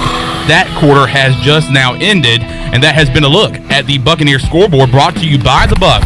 The Buccaneer Music Hall is your beacon of music in the land of the Pirates in ENC. The Buccaneer Music Hall is open from noon until 2 a.m. with live music every night. And now during football season has food trucks during the day. Follow the Buck on Facebook and Instagram for the updated schedule. And we'll see ya at the Buck. Now let's head back into the Bud Light pregame tailgate. Here's your host, Clip Brook. All right, rocking a little classical music. That'll get the football fans fired up for game day. That won't play again. It won't? Oh, okay. Come on. I can't wait to see what's next, to be honest with you. All right. So we're gonna have to huddle up during the next break and get things right for the second half of the show. We're going into the locker room a little rusty here.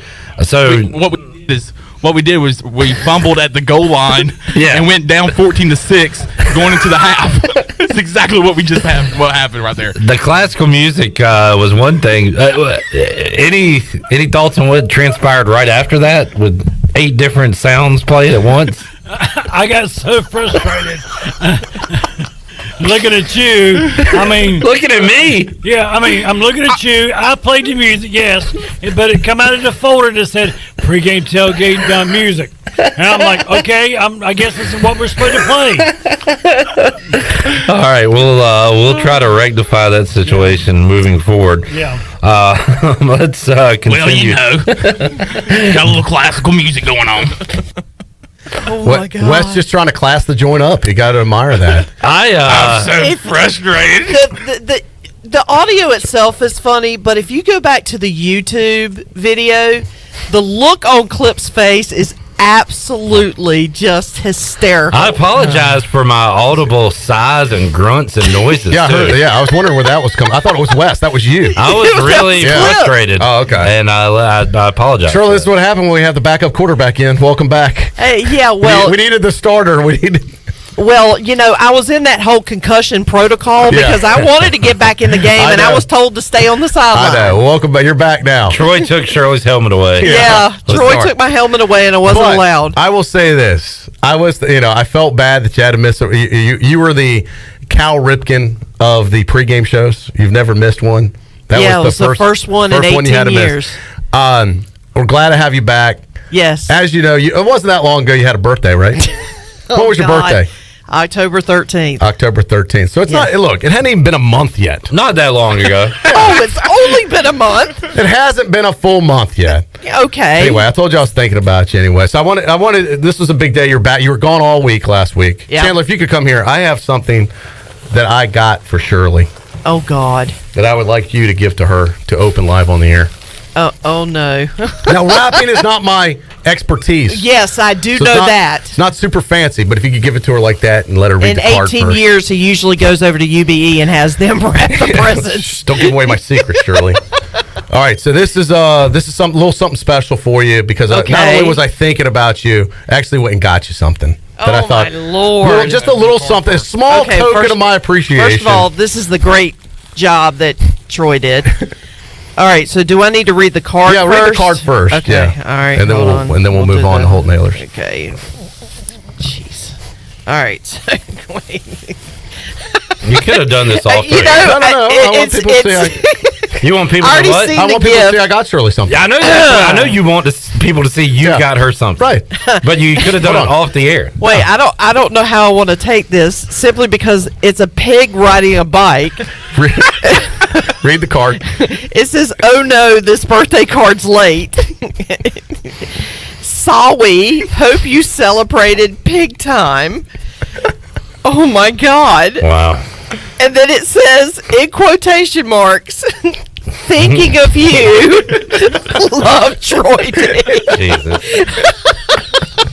And I got you a little snack that I know you love because I steal these from you all the time. Yes, and I have been waiting for you to replace mine. Now I've got you your own week's worth of Snyder's pretzels. Wow. He got it for himself because he's going to come in here and take them anyway. No. Don't let me have them. That's for you. I've eaten enough that you've earned those. Yeah. Well, thank you. I appreciate that. Welcome back to the team. Shirley, I got my pretzels back. My birthday is November 1st, the day after Halloween. Troy got me some M&Ms. He got you those. He's just giving out old Halloween candy that he's getting rid of. Like stuff he couldn't give away. It's not candy, Clip. And the candy I gave you was way too nice to be given away for Halloween candy. Way too nice? Yeah, that was a big box you got. It wasn't like the little miniature size that you hand out for Halloween M&Ms. So this proves Troy D's a great guy. Right. That's a great news. Naysayers. Yeah. Like I wouldn't know who it was from, but he did put to Shirley from Troy D. Oh boy. Yeah. Thank you. In case something, I've actually been sitting on that for a week because I didn't know you were going to be gone all week. I was supposed to give it to you last Monday, and I had it labeled like that in the event something happened to me and you found it in my office. You knew that it was going to be for you. Last week. You were going to give it to her last Monday? Or no, whatever. I was going to give it to her last week. The day after Halloween? This has nothing to do with Halloween. Okay. All right. Just a little suspicious. Don't throw away that wrapping paper. I'm going to use it for Christmas. All right. Chad had to come to Facebook Live just to see this. Welcome, Troy. Chad. This is something you need to see, not listen to on the radio. So that was good stuff. Ratings bonanza. All right. You want to get the whole name? Yes, let's do it. The starting quarterback QB1 of the Pirates, who had 3 touchdowns on Saturday. Talked to him earlier today inside the Players Lounge. Let's hear it. All right, let's head out to the Fixed NC Live line and go back inside the Players Lounge here on a Monday edition of Pirate Radio Live. The quarterback of the Pirates, Holton Ahlers, joining us. Holton, how you doing today, man? Good, man. Thanks for having me. 45-3. This is the first time, Holton, this year you've been able to kind of hang out on the sidelines with a headset late in the game and watch the offense play. That's got to be a different feeling for you. How'd that feel after you rolled up all those points on Saturday? Shoot, it felt great, man. You know, I'd gladly do that any Saturday in the fall, but you know, we played a great game. You know, it starts with the offensive line, and the defense obviously did what the defense has been doing, and that's just playing good ball and pitching shutouts. So just proud of those guys. It's a team win, and we just went out there and played really well. Holton, Troy D here. Congratulations on the big game Saturday. It's been a while, as we said, since we've seen a beatdown like that ECU has given, and it was great to see. I want to talk a little big picture here with you because this is, ECU's on the verge of, 3 games left, 1 win away from being bowl eligible. And, on a big picture thing, 6 wins, not that big a deal. That is a big deal for this program. It's been down for the past 5-6 years. There's not a single player on this team that's ever been to a bowl game as a player. The fans are already talking about it. I don't want to get ahead of ourselves, but how much of a sense of urgency is this with this team to say, look, we've got to get this win this next game or at least one of these next 3 to continue the season and get to a bowl game? What is the feeling within the team right now?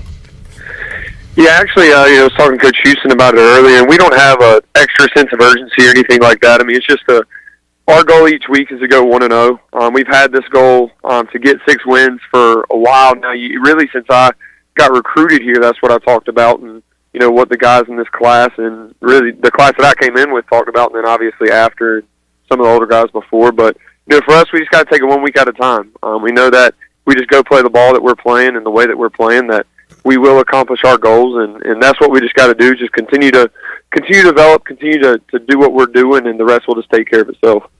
Holton Ahlers joining us inside the Players Lounge here on Pirate Radio Live. Holton, saw you got a shout out from an NFL offensive lineman, your former teammate Deontay Smith. He had another downfield block for you. He said, "Nice pancake." So you'll still get out there and block those guys in the secondary, and led to a big run for Keaton Mitchell on Saturday. Hey, heck yeah, man! Anything I can do to help this team win, that's what I'm going to do. And Keaton made a good run, and those linemen block every play for me and Keaton and Rajay and them guys. So, like I said, anything I can do to help the team win, that's what I'm going to do.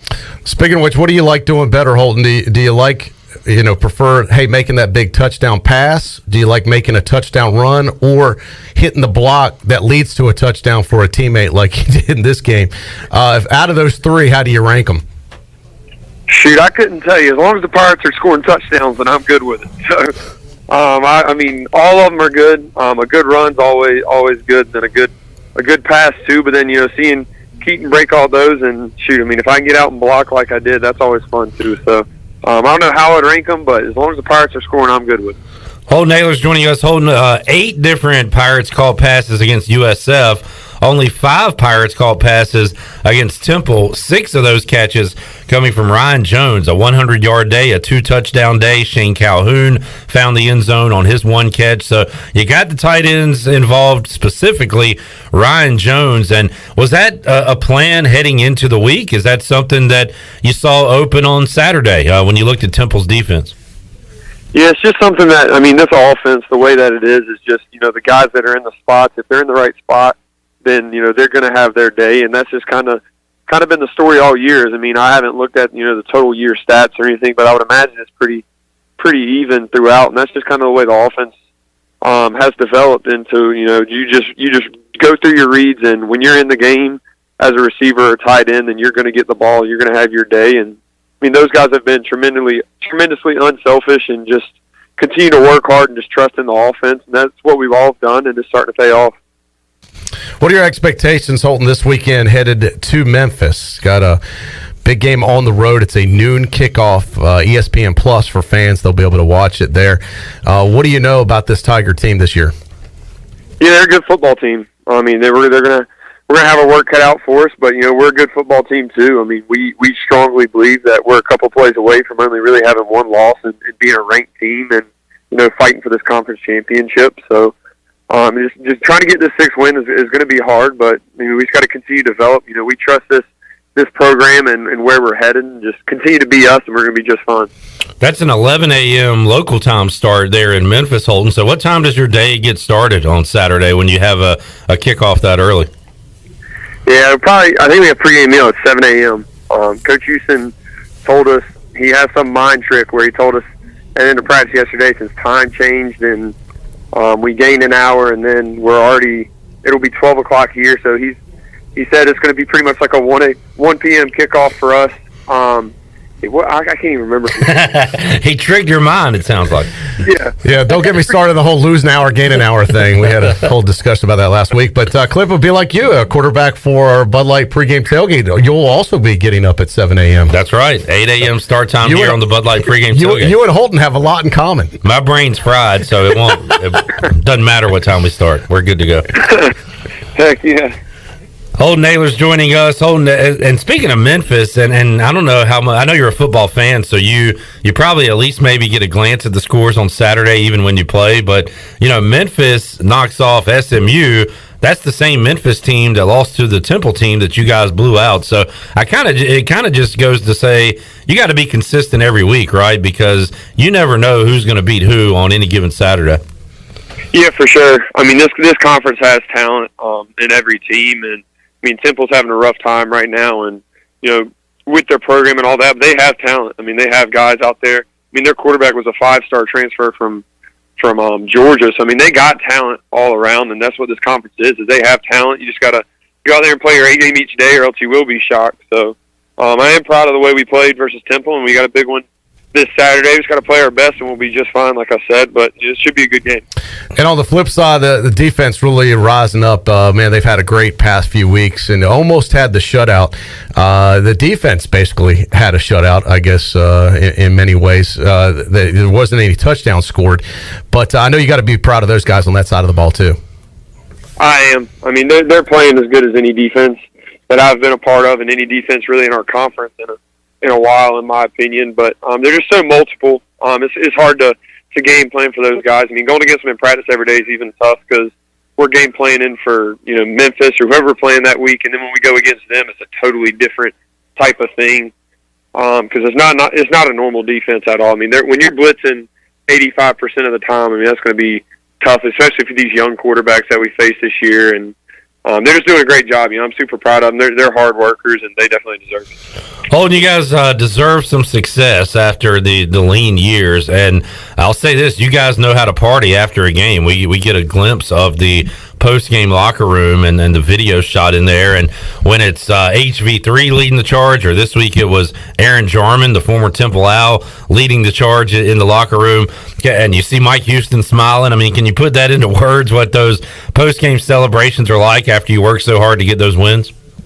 You can't. Winning in college football is a tough thing to do, and when we do, our thing is we're going to celebrate it. We're going to enjoy it, but I mean, that's why you play, is for those that fight song after wins in the locker room. And our locker room is so tight now. It's probably the tightest locker room I've been a part of, and just the guys just love each other and just want to see everyone succeed. So it's been a blessing to be a part of it. I'm excited. For these next coming weeks would be really special for us. So I'm just excited for the future of Pirate football and for these next coming weeks.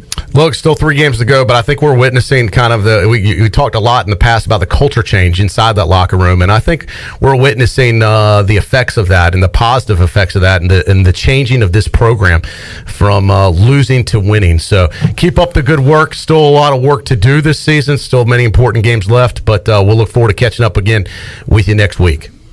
Heck yeah, thanks guys. Go Pirates. All right, great to catch up with Holton Ahlers after the win on Saturday. Looking for win number 6. It's been Holton's goal and this team's goal for a long time now, Troy D, and one win away from it. Yeah, and you got to give this kid a lot of credit. He has silenced the critics right now, and there were a lot of them earlier this season, and I thought some of which was somewhat unfair to Holton, but he is really performing well, and the team is really starting to turn the corner, I think, and hopefully, as I said, still work to do, still an opportunity to take this thing to the next level, and all they got to do is win one more game, and that will be the next level for this program where it's been. So could they do more than one more game? That would be awesome. That would be icing on the cake right now if they could get more than 6 wins at this point plus a bowl berth. But we'll have to wait and see. I think if they can find a way to go to Memphis and win that game on the road clip, I really like their chances against Navy. Then you'd be 7-4. You're playing with. Whoa, Troy! You need. I'm just running this possible scenario. We had a guest on earlier this hour that said you need to relax. We're taking it one at a time. We don't want to look ahead. You need to calm down. We need to calm down. You need to calm Everybody down. calm down. If they can win this weekend, I think that sets up a victory over Navy. They're 7-4. You're playing with house money with a great opportunity against Cincinnati. Good bunch. On your home field, on national TV, with nothing to lose at that point. You play loose, you play fun. Cincinnati, I hope, will be undefeated, possibly top 2 in the country. And I hope they are the ones that are playing tight, concerned, worried. And I think, could ECU literally shock the nation? Yes, they possibly can. Calm down. All right. Wow. I was just running a scenario. Wow. Dude, you are wild. You got to relax. We need a seatbelt for that shit. Yeah, dude. Can somebody strap this guy to like a chair or something? Of course, if we lose Saturday, that could also set up for losing the rest of the games this season too. So Troy, or we could win the next 2 after that, or we could win one and lose one, or you could lose one and win one. That is the scenario. Yes, any one of those things could happen. That is true. Anything is possible. All right, Shirley, let's open up the booty bag and make somebody a winner. Booty, booty, booty, booty, booty everywhere. Booty, booty, booty, booty, booty everywhere. But could you imagine? Here we go. 1 second. Could you imagine? We hadn't taken a break this hour. A 7-4 East Carolina pulling the upsets of upsets against Cincinnati. And folks, if that was to happen, this hasn't happened since a young Troy D stormed the field back in 1999 in Carter Finley Stadium. ECU over Miami. We have not had a field rush goalpost situation this century. It would happen against Cincinnati. Could you imagine? Yes. All right, sorry, I had to get that out. I've had that bottled up the whole show. What are we giving away, Shirley? A $140 gift card to Revive Health and Wellness. Hook me up. I tell you what, I need double arm pump through that. I was at the Bucks Saturday night, and there was a lot of people there that probably need this tonight or tomorrow. Yeah. All right. What call are you looking for, Shirley? Caller 8. 317-1250. Back with CJ Johnson when we return after this.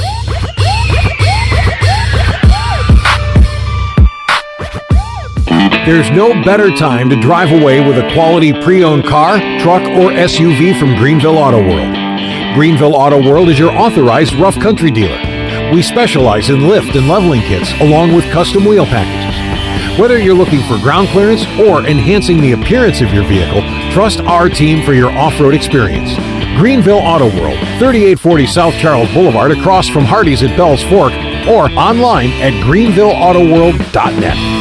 Hey Pirate fans, Derek Pizzeni from Carolina Wealth Management. Are you a fiduciary? That's a question every investor should ask their advisor. A fiduciary is an individual who acts in the best interest of a particular person or beneficiary. Is your advisor a fiduciary? You should know it's your money. At Carolina Wealth Management, we do things differently from other investment firms. To learn more about the benefits of working with a fiduciary advisor, visit mycarolinawealth.com. That's mycarolinawealth.com. UBE and PirateWear.com is excited to offer Pirate Nation the largest selection of new ECU merchandise and tailgate supplies ever. UBE has the best prices in town, so that makes UBE your one-stop shop for all things ECU. UBE does daily restocks of Champion, Adidas, and Under Armour. Don't forget to bring your young Pirates in to plunder the Crow's Nest, which is the only kids store dedicated to ECU. Plenty of free parking uptown in Greenville. Visit them at PirateWear.com. Go Pirates! Hello, this is Talbot Green with Angel Oak Home Loans. Now's the time to take advantage of the opportunity to buy more home or refinance your current mortgage at historically low rates. The combination of our local team's experience and Angel Oak's wide offerings of products from standard conventional, government, and portfolio loans has something for most financial situations. For more information, call Talbot Green, Joanne Weir, or Wanda Hager at 751-2060. NMLS 1719250, Equal Housing Lender. In studio with Dr. Shondell Jones from Kinetic Physical Therapy and Wellness. What's new, Dr. Jones? Yes, we just added 6,000 more square feet of gym space where we're now able to offer our athletic movement programs. They're age-specific programs that help you develop speed, power, agility, and strength to give you that athletic edge. So come by and see us at Kinetic Physical Therapy and Wellness on Arlington Boulevard or check us out online at kptonline.com. That's kptonline.com. Hey, this is John Grillo, the Bagel Man. You know I love bagels. I don't settle for frozen bagels. That's why we make our bagels right here in Greenville from scratch every day. If you're coming into Bagel Man, you'll notice that there's some renovation going on. Our menu is bigger and better than ever. Our sandwiches, heroes, subs, salads, wraps, bagel dogs, fresh baked pastries, and our new coffee bar. Soon we're going to be opening for dinner. Don't forget Bagel Man for all your catering needs on Fire Tower Road in Greenville. Hi, I'm Annalie Newhoff. And I'm Rob Campbell. And we are with CopyPro. We have been locally owned and operated here in Eastern North Carolina for almost 50 years. CopyPro is the leader in office technology. Does your business struggle with keeping printing costs low or producing professional documents? Here at CopyPro, total customer satisfaction is our #1 priority. We have a variety of solutions to help reduce your printing expenses and make your business more productive. Call us today at 1-800-682-6558 or online at copypro.net. CopyPro, we are the professional office systems people. Well, the secret is out. CD's Grill has the best breakfast in Greenville. Start your day with a made-to-order breakfast Monday through Saturday at CD's Grill. Plus, you can enjoy lunch Monday through Friday. And their lunch specials are always a huge hit. Monday, it's barbecue chicken. Tuesday, pork tenderloin and gravy. Wednesday, chicken and pastry. Thursday, barbecue pork chops. And Friday, it's spaghetti. CD's Grill on Fire Tower Road in Winterville, near Evans Street. Stop by CD's Grill for the best country cooking around. This is DJ Ford, and you're listening to Pirate Radio, the voice of Pirate Nation.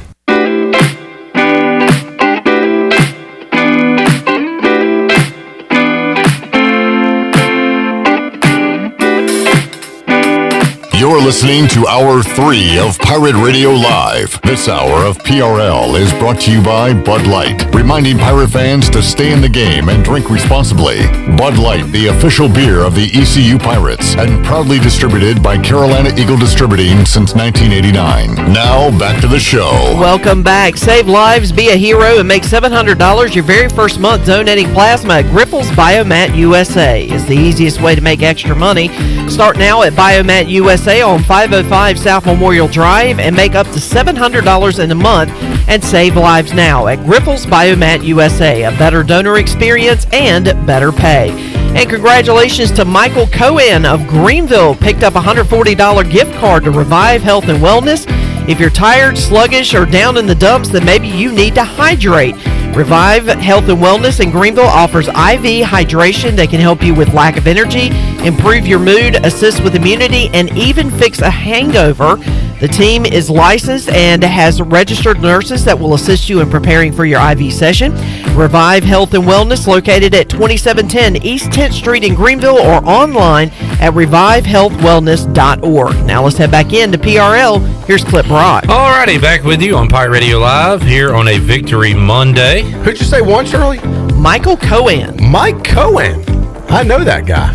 Yes, and he told me to tell you what's up. All right. Congratulations, Mike. Awesome to have him tuned in today. Pays off. Big winner on Monday. That's a big gift. And he's a health guy. He'll he'll love that. He's a doctor. Awesome. He'll really enjoy that. I'll put that up there with 18 mini pretzels.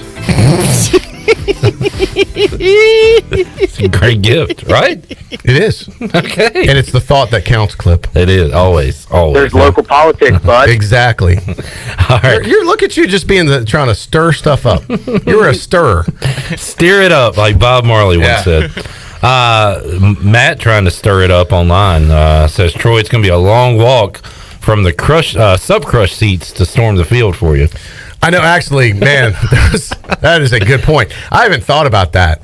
If you're stuck up in club level, in the tower, anywhere up there, it's going to take a while because the elevators are so slow.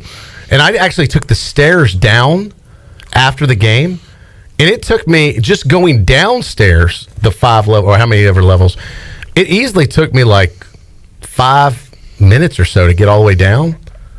Because there were other people doing it too, and you can't just go by yourself. You got to wait for them to keep moving. So it's going to be a while to storm. You're right. You might want to head down to the seats in the fourth quarter, just in case. Can I still storm the field at my age? You do a lot of things you shouldn't do at your age. Yeah. I think it's okay, right?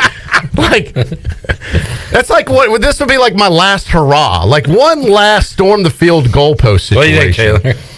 Let him do what he wants to. No, it doesn't matter about time. I mean, you can just go and do whatever I don't you want want to go to my grave. Time I wish I had stormed it one last time. You know what I'm saying? Like, this could be it. Yeah, you can storm the field, but you'll throw your back out at the 30-yard line. I know. I can just see the students running on, and they go, "Who the hell is this old ass dude?" Why is Skip Holtz here? Yeah. He's still coaching. I'm a 30th year. No, they'd be like, oh my God, Troy D's out here too. This is the place to be. I'm just saying. Let's get to our guest. All right, we'll worry about that later. Joining us on the Fixed NC Live line, he had the catch on Saturday's victory over Temple. He is CJ Johnson. CJ, how you doing today, man? Hey, I'm doing good. Let's talk about the catch. You catch it behind a dude. That was wild as it was happening. What was going through your head as you were able to snag that one on Saturday? Oh man, it was amazing. The whole time I knew I caught it but I knew it was up. I knew it was up into the officials' hands, whether they're going to reverse it or not. But the whole time I knew I caught it, so that was just really it was just really exciting to have that big of a fan base and making a catch like that. And the 2 penalties on the play, both on Temple, that's got to be a bad feeling, right, CJ, when you make one of those catches and it gets called back and doesn't even go on your stat sheet. But that one did go your way because the penalties were against the other team. Oh, yeah, that is the worst. I've been on the other end of that plenty of times. CJ Johnson joining us, and Troy D, we were talking about this earlier. Well, CJ, 45-3, you actually got to hang out and chill out on the sidelines in the fourth quarter and watch some younger guys play. First time that's happened to you all year. So what was that feeling like for you? Oh, man, that was wonderful just seeing the younger guys actually be able to get in the game and get some reps and it not coming down to a nail biter like it has been the past couple of weeks. So that was just a great feeling. CJ, you guys have had, a few tough losses this season just by a play or two, but now this has kind of been the biggest victory of the year, at least margin of victory anyway. What's practice like the next day when you have a win like that, when you come back off of it Sunday? What is the team attitude versus, coming off a loss? How is the team responding now? Because sometimes, as Coach Logan used to say, the hardest thing to take is a pat on the back. And, this team's starting to get some momentum. People are starting to get fired up and excited about it again. How are you guys handling that when you come back the next day? Oh, man, we Coach Big John, the strength coach, and all the coaches upstairs, they have definitely done a good job of knowing how to lose, but also knowing how to win. So the same way you take a loss, that hunger that builds up inside of you after you lose is the same hunger you should have after you win too. So we come in here with the same mindset of 1-0 the next week. CJ Johnson joining us. CJ, no surprise, we're going to ask you about the 5 wins and getting to a 6th win. I know it's been a topic for you players, and you've been around here a little while now. You want to take this team to a bowl game for the first time since 2014. So how much has that been discussed as you picked up win number 5 on Saturday? Oh, man, that's the goal, 6 wins, then we're in. and that's what this team has been fighting for. And if we can have more than 6 wins, we're definitely going to try to do that too. And I was going to say, isn't 6 almost a little too low right now as the goal? I mean, shouldn't the bar be set higher at this point? Yeah, it's most definitely set higher, but the minimum is 6. Brian Bailey said, I believe it was on maybe the pregame, one of the shows, it's no law that says you only have to get 6, Troy D. Right. Why not 7? Why not minimum, 8? Why not 9? Yeah. Definitely the minimum at this point. It could happen. CJ, couple more for you. I've been bringing this up. East Carolina basketball begins Tuesday night, 7 o'clock, Minges Coliseum. So I've been asking all the guys today, who is the best basketball player on the team? I know you played at Conley. DJ Ford says nobody could take him one-on-one. Xavier Smith said if he came out of retirement, he could be the best player on the team. So sounds like something. Yeah, exactly. He loves to talk. What is he not the best at of anything? Exactly. He's the best Xbox gamer. Oh, he's the best at everything, according to him. Yeah. CJ, if I ask you, where do you rank amongst the best basketball players on the football team? I'm the best basketball player on the football team. Now I got CJ's back on this. I have him on my power rating. I think he would be the best basketball player. He's got the size, he's got the speed, he's got the arm length. I like CJ Johnson as my top-rated ECU football basketball player. If Troy was in on those other interviews, he would have said the same about those guys, but he's in on this one. So, but no, I mean it. Okay, I'm not just saying it because he's on with us live right now. Troy has seen me play basketball. Yeah, I mean, he's got the. I feel like I'm the Mel Kiper of rating these guys. I'm putting him number 1 on my depth chart for the ECU basketball team for football players. If I had Coach Maloney on, would he say the same about you, CJ? Oh, most definitely. We're going to have to do this. Now, I don't want anybody to get hurt, but an ECU basketball tournament at the Rec Center, that'd be kind of cool. The football players. The off-season. Yeah, this off-season. Yeah, like would not be this awesome. week, but yeah. Yeah, most definitely. I'll try to get that in. CJ, another one. Early morning start. You guys are kicking off 11 a.m. local time. So, from what I understand, you got a breakfast planned for 7 a.m. So you're gonna have to get up in the 6 o'clock hour. The good news is you won't have to wait around all day to play a football game. But you are a morning person. What do you think about that early kickoff coming up Saturday? Oh yeah, we on my end, I kind of like early kickoffs because it's kind of just get up and go. Rather than turn it on, turn it off, turn it back on, you can just maintain a focus. You can just go ahead and get a job done right there.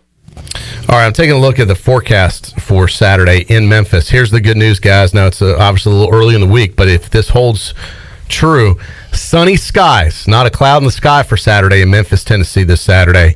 High of 54 degrees. So for Memphis this time of year, that's luxury. I mean, that's fantastic. And look, you guys have been playing well, CJ, with not so great weather conditions. Are you okay playing in clear conditions, CJ, or would you prefer the rain at this point? I always get a laugh or two out of CJ. Yeah, that's good. That's why you like having him on. I know, so much. he does. He laughs at my jokes. I appreciate that, CJ. CJ, great win. Keep up the good work, man. And we will talk to you again next Monday. Go get another W. Yes, sir. All right, see you, man. See you. CJ Johnson joining us on the Fixed NC Live line. Had an incredible catch, and watching it on TV, I thought the ball hit the ground. But football guru Wes Hines was watching with me. Nice catch. That ball did not hit the ground. He was right. Wes was right. Wes should be like a review official. I was wrong. Yeah. We got to remember to get Wes on tomorrow to get his basketball prediction too. Great point. And speaking of basketball, I talked to Joe Dooley today. We have that audio and video up on our social media right now. Yeah, check it out on our social media. We'll hear it tomorrow here on the show, Troy D. But you ready to roll for Tuesday night? Against South Carolina State. Bonus points if you can name the mascot. Well, I believe it's Bulldogs. It is Bulldogs, Clip Brock. All right, good. Correct. Yeah, Chandler and I came up with that at the same time. The Bulldogs. So, ECU basketball getting underway 7 p.m. Minges Coliseum Tuesday night. So, get tickets still available. And this is the first time in over a year that you've been able to fans have been able to come back now. Since 2019. Yeah, there were a few made it, last year, but the general public was not allowed in. How was that, the Houston game?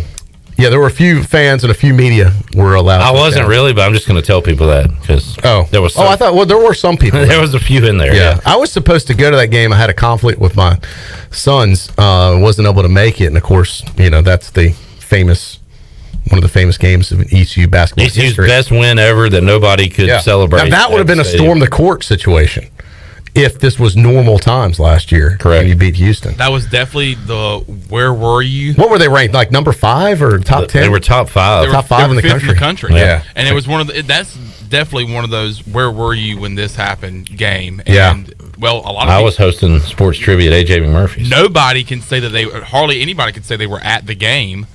I was in bed with COVID when it happened. I was watching it on my laptop. What was she like? I was going there too. Good one. Pretty good one. Except I was going to say he. Oh, wow. Stan, talking about the pretzels, says, don't they give those out on an airplane? Now, it is interesting. I don't think the Snyder's ones. Shirley's That's the brand she likes. Shirley's birthday week, you left the state on a plane to go to Chicago. I did. Did you get those pretzels from the plane?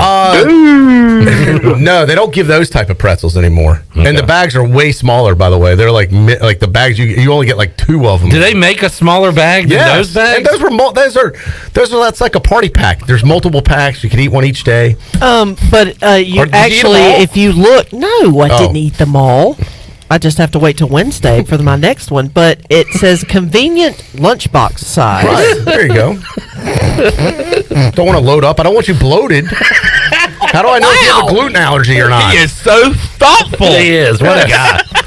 Is this the reason why I have a card with a pig on it? Yeah, right. No, you know how hard it is to find belated birthday cards? The selection for belated birthday cards is not exactly huge. I got a feeling you bought a lot of those over your I had like 2 to choose from, so that was the best of the belated section. Right when you walk in, they point you to the belated card aisle. No, trust me, I wish they had someone to help you to point you to anything. It's all self-serve nowadays, buddy. You're lucky someone's working a register at this point. Good point. That is true. My wife got her, I guess, booster and flu vaccine last week, and I was there. We were waiting, and as we were waiting, a girl walked from where they were giving the shots, like stormed out, and another Walgreens employee chased the girl and came back and said, she got away. That's the 6th one this week. Like people, what are they, prisoners? I don't know. They're just like leaving. What's going on? They're dropping like flies over there. Yeah. Oh, you mean they're not getting the shot fast enough, or they're having to wait too long, or just a customer? They're just. Oh, this had nothing to do with the vaccine. These were just customers, you mean? This is an employee of Walgreens leaving. Oh, an employee was doing this? Yes. Like storming out. Oh, I thought it was a customer. No. I might have set it up. Oh, okay. But we saw somebody quit as we were sitting there. Wow. So you witnessed the live quitting. And apparently that's happening quite a bit. I don't know. Yeah. 6 one in a week? Yeah. Sounds like a lot, right? Yeah. That's a pretty high turnover rate. I do have an update from Matt, who mentioned, I was talking about if ECU was, if Cincinnati was able to come in here undefeated, ECU was able to beat them, it would be a what I would refer to as a storm the field type of situation. Matt said it was going to be a long walk down from the Sup Crush seats to storm the field. I think that's a great name for the club level, Sup Crush seats. But I talked to Brett, the owner of Sup Dogs, who created the Sup Crush. And if you don't know, so they are serving Sup Dogs Sup Crush upstairs in both club levels. I enjoyed one on Saturday. I took Chandler up. He had the very nice experience. We got him a Sup Crush during halftime. He was, sitting in my seats first half. Then we bounced him up to club level. You got the full immersion. Yeah. Got the full VIP treatment. Great. Thank you. But I talked to Brett, and he is trying to, next season, this was kind of a test case to see how it goes. He wants to open up the Sup Crushes to everybody and to have them downstairs in the concourse where you could have, each side, there'd be a Sup Crush tent where if you're not in the club level, you could, just like you can get a beer now, you can go get a Bud Light downstairs. You don't just have to be in club level anymore. He wants to be able to do it all over the stadium. Yeah, that would make sense. I think that would be awesome. So I was just letting people know that is being talked about. Good. That'll fire people up. Yeah. You commoners can be more like VIPs like Troy D and Chandler. Right. Yes, we'll let the regular people have some too. That's sweet. Let them eat cake. Of course, you can always go to Sup Dogs and get one too. You could do that as well. All right, let's get a break in. We'll come back. Get ready to wrap things up on a Monday edition of Pirate Radio Live. A lot cheaper at Sup Dogs, by the way. $6 for Sup Crush, $10 at club level. They ding you for the it's like an airport terminal. Captive audience. We're back with you after this.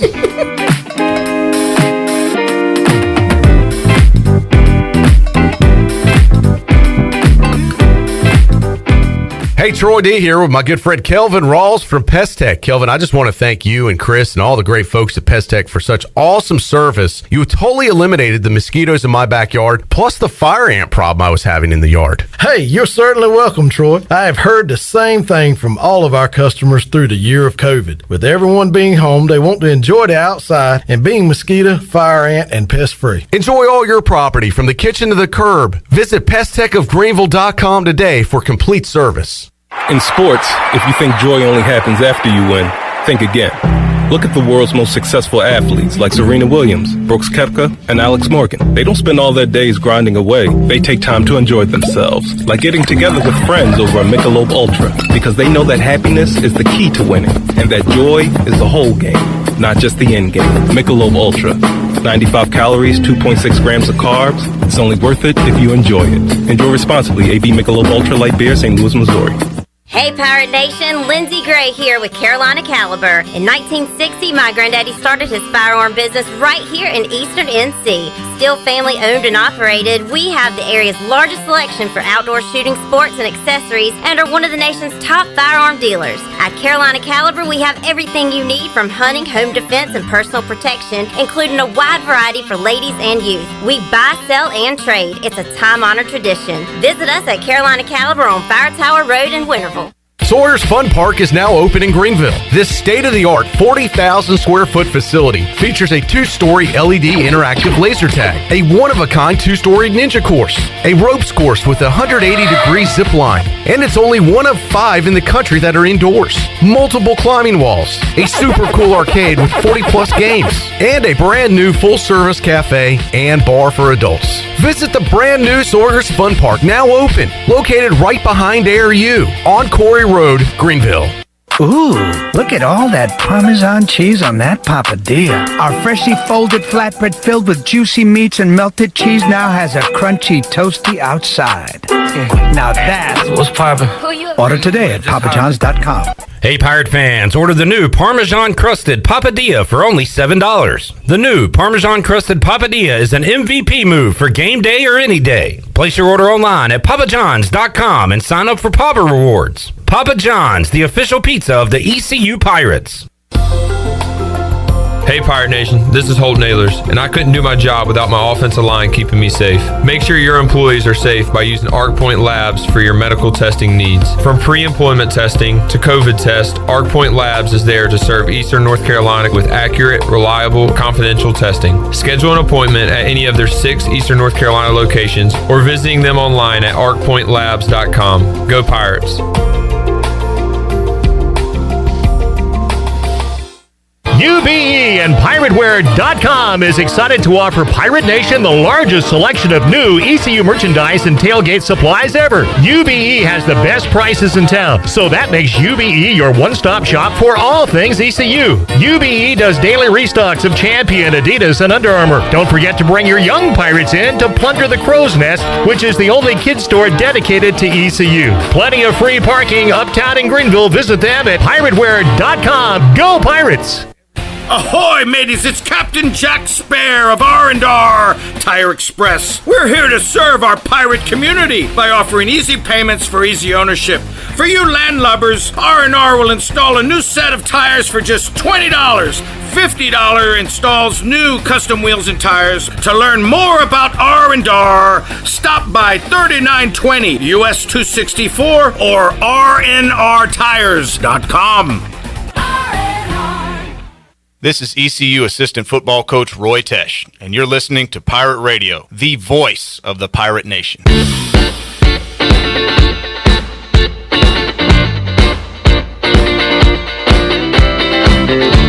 You're listening to Hour 3 of Pirate Radio Live. This hour of PRL is brought to you by Bud Light, reminding pirate fans to stay in the game and drink responsibly. Bud Light, the official beer of the ECU Pirates, and proudly distributed by Carolina Eagle Distributing since 1989. Now, back to the show. Welcome back. Orthopedics East and Sports Medicine Center of Greenville's new extended care clinic is now open Saturdays and Sundays from 10 a.m. to 2 p.m. so you can avoid the emergency department for any urgent orthopedics care. For more information, call 757-2663 or visit orthoeast.com. Orthopedics East, providing services to Eastern North Carolina and the Pirate Nation for more than 35 years. Now let's head back into PRL. Here's Clip Brock. All righty, getting ready to wrap it up on a Victory Monday. Clip Brock, Troy D here. It was a big hour, Troy. Man, this was fun. This was a good show today.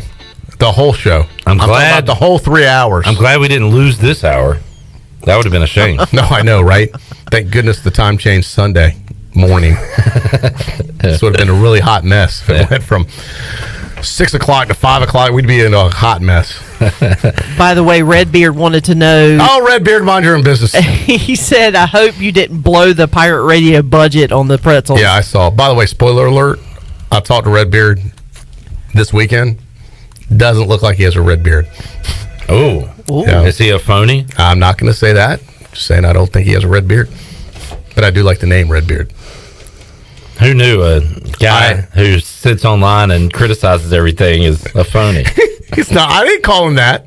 I did. That's you. Yes. Just want to clarify. I've met Redbeard. He and what I like about him, I mean, he'll talk junk right in your face like he does online, and he's a funny dude. And he's a very loyal Pirate fan. I will say that. I like Redbeard. I always enjoy my interaction with him. Yeah, I got to meet him earlier this year. The free boot for the South Carolina game, and he has a really nice car. So yeah, trying to get a ride in that thing. Still waiting on my ride. Yeah, he owes you a ride. Yeah, he owes me a ride. He's really Troy D-ing you there with the. Yeah. No, you know what? He needs to take us all in the car and take us for a ride and do what. Well, he can't put all of us in there at the same time. It's a one-seater. Well, no, take turns, and it'd be like that carpool karaoke that the late night host does. How desperate are you guys to ride in a Corvette? I mean, I think he should take us for the Myrtle Beach Bowl championship parade we're going to be on. You know what? In the car. I think we should take our show on the road. Myrtle Beach or bust. To the Dirty Myrtle if we do. Sorry, the bowl budget has been blown on those pretzels you got. We can do it from Senor Frogs. I will say, never a better bowl matchup for East Carolina than the Myrtle Beach Bowl. A dream scenario in my book. The Alligator Adventure Bowl. All right, Troy D. This is it for you this week. Well, I was going to see you Wednesday with Bryce. You're here Wednesday. Double down. Wednesday at 5. Potentially. Well, we do need to bring in upper management to talk to him about his flub. That's a good point. I was very disappointed in Bryce for not having more situational awareness. We're not mad. We're just disappointed. Yeah, he's part of the team. Like, he knows what you can do, what you can't do. I was disappointed in Wes. Well, I think Wes and Bryce. I'm always disappointed in Wes. I think at this particular moment, he just forgot where he was, and kind of like that, where he scored the touchdown, forgot to go back out on the field. That's a good point. I'm thinking that was the same type of situation. It's kind of like his blonde moment, if you will. Yes. Yeah. All right. Well, we need. I didn't know I was on the air. That'll be a good segment. Thought I was just talking to Clip one-on-one. Upper management coming in to talk to Bryce about what happened Saturday on the 5th quarter. I'll see you here Wednesday at 5. I like that. All right, we'll do that Wednesday. We will get you ready for the Final Four as Cy Seymour will join us Tuesday on this show to tell you how good ECU basketball is going to be this year. So that's coming up Tuesday. Hey, guys, it's a tough league, though, Clip. It's a tough league. Cy will join us. We'll talk a lot of hoops and football coming up Tuesday on Pirate Radio Live. We'll talk to you then. So long, everybody. Thanks for listening to Pirate Radio Live, an exclusive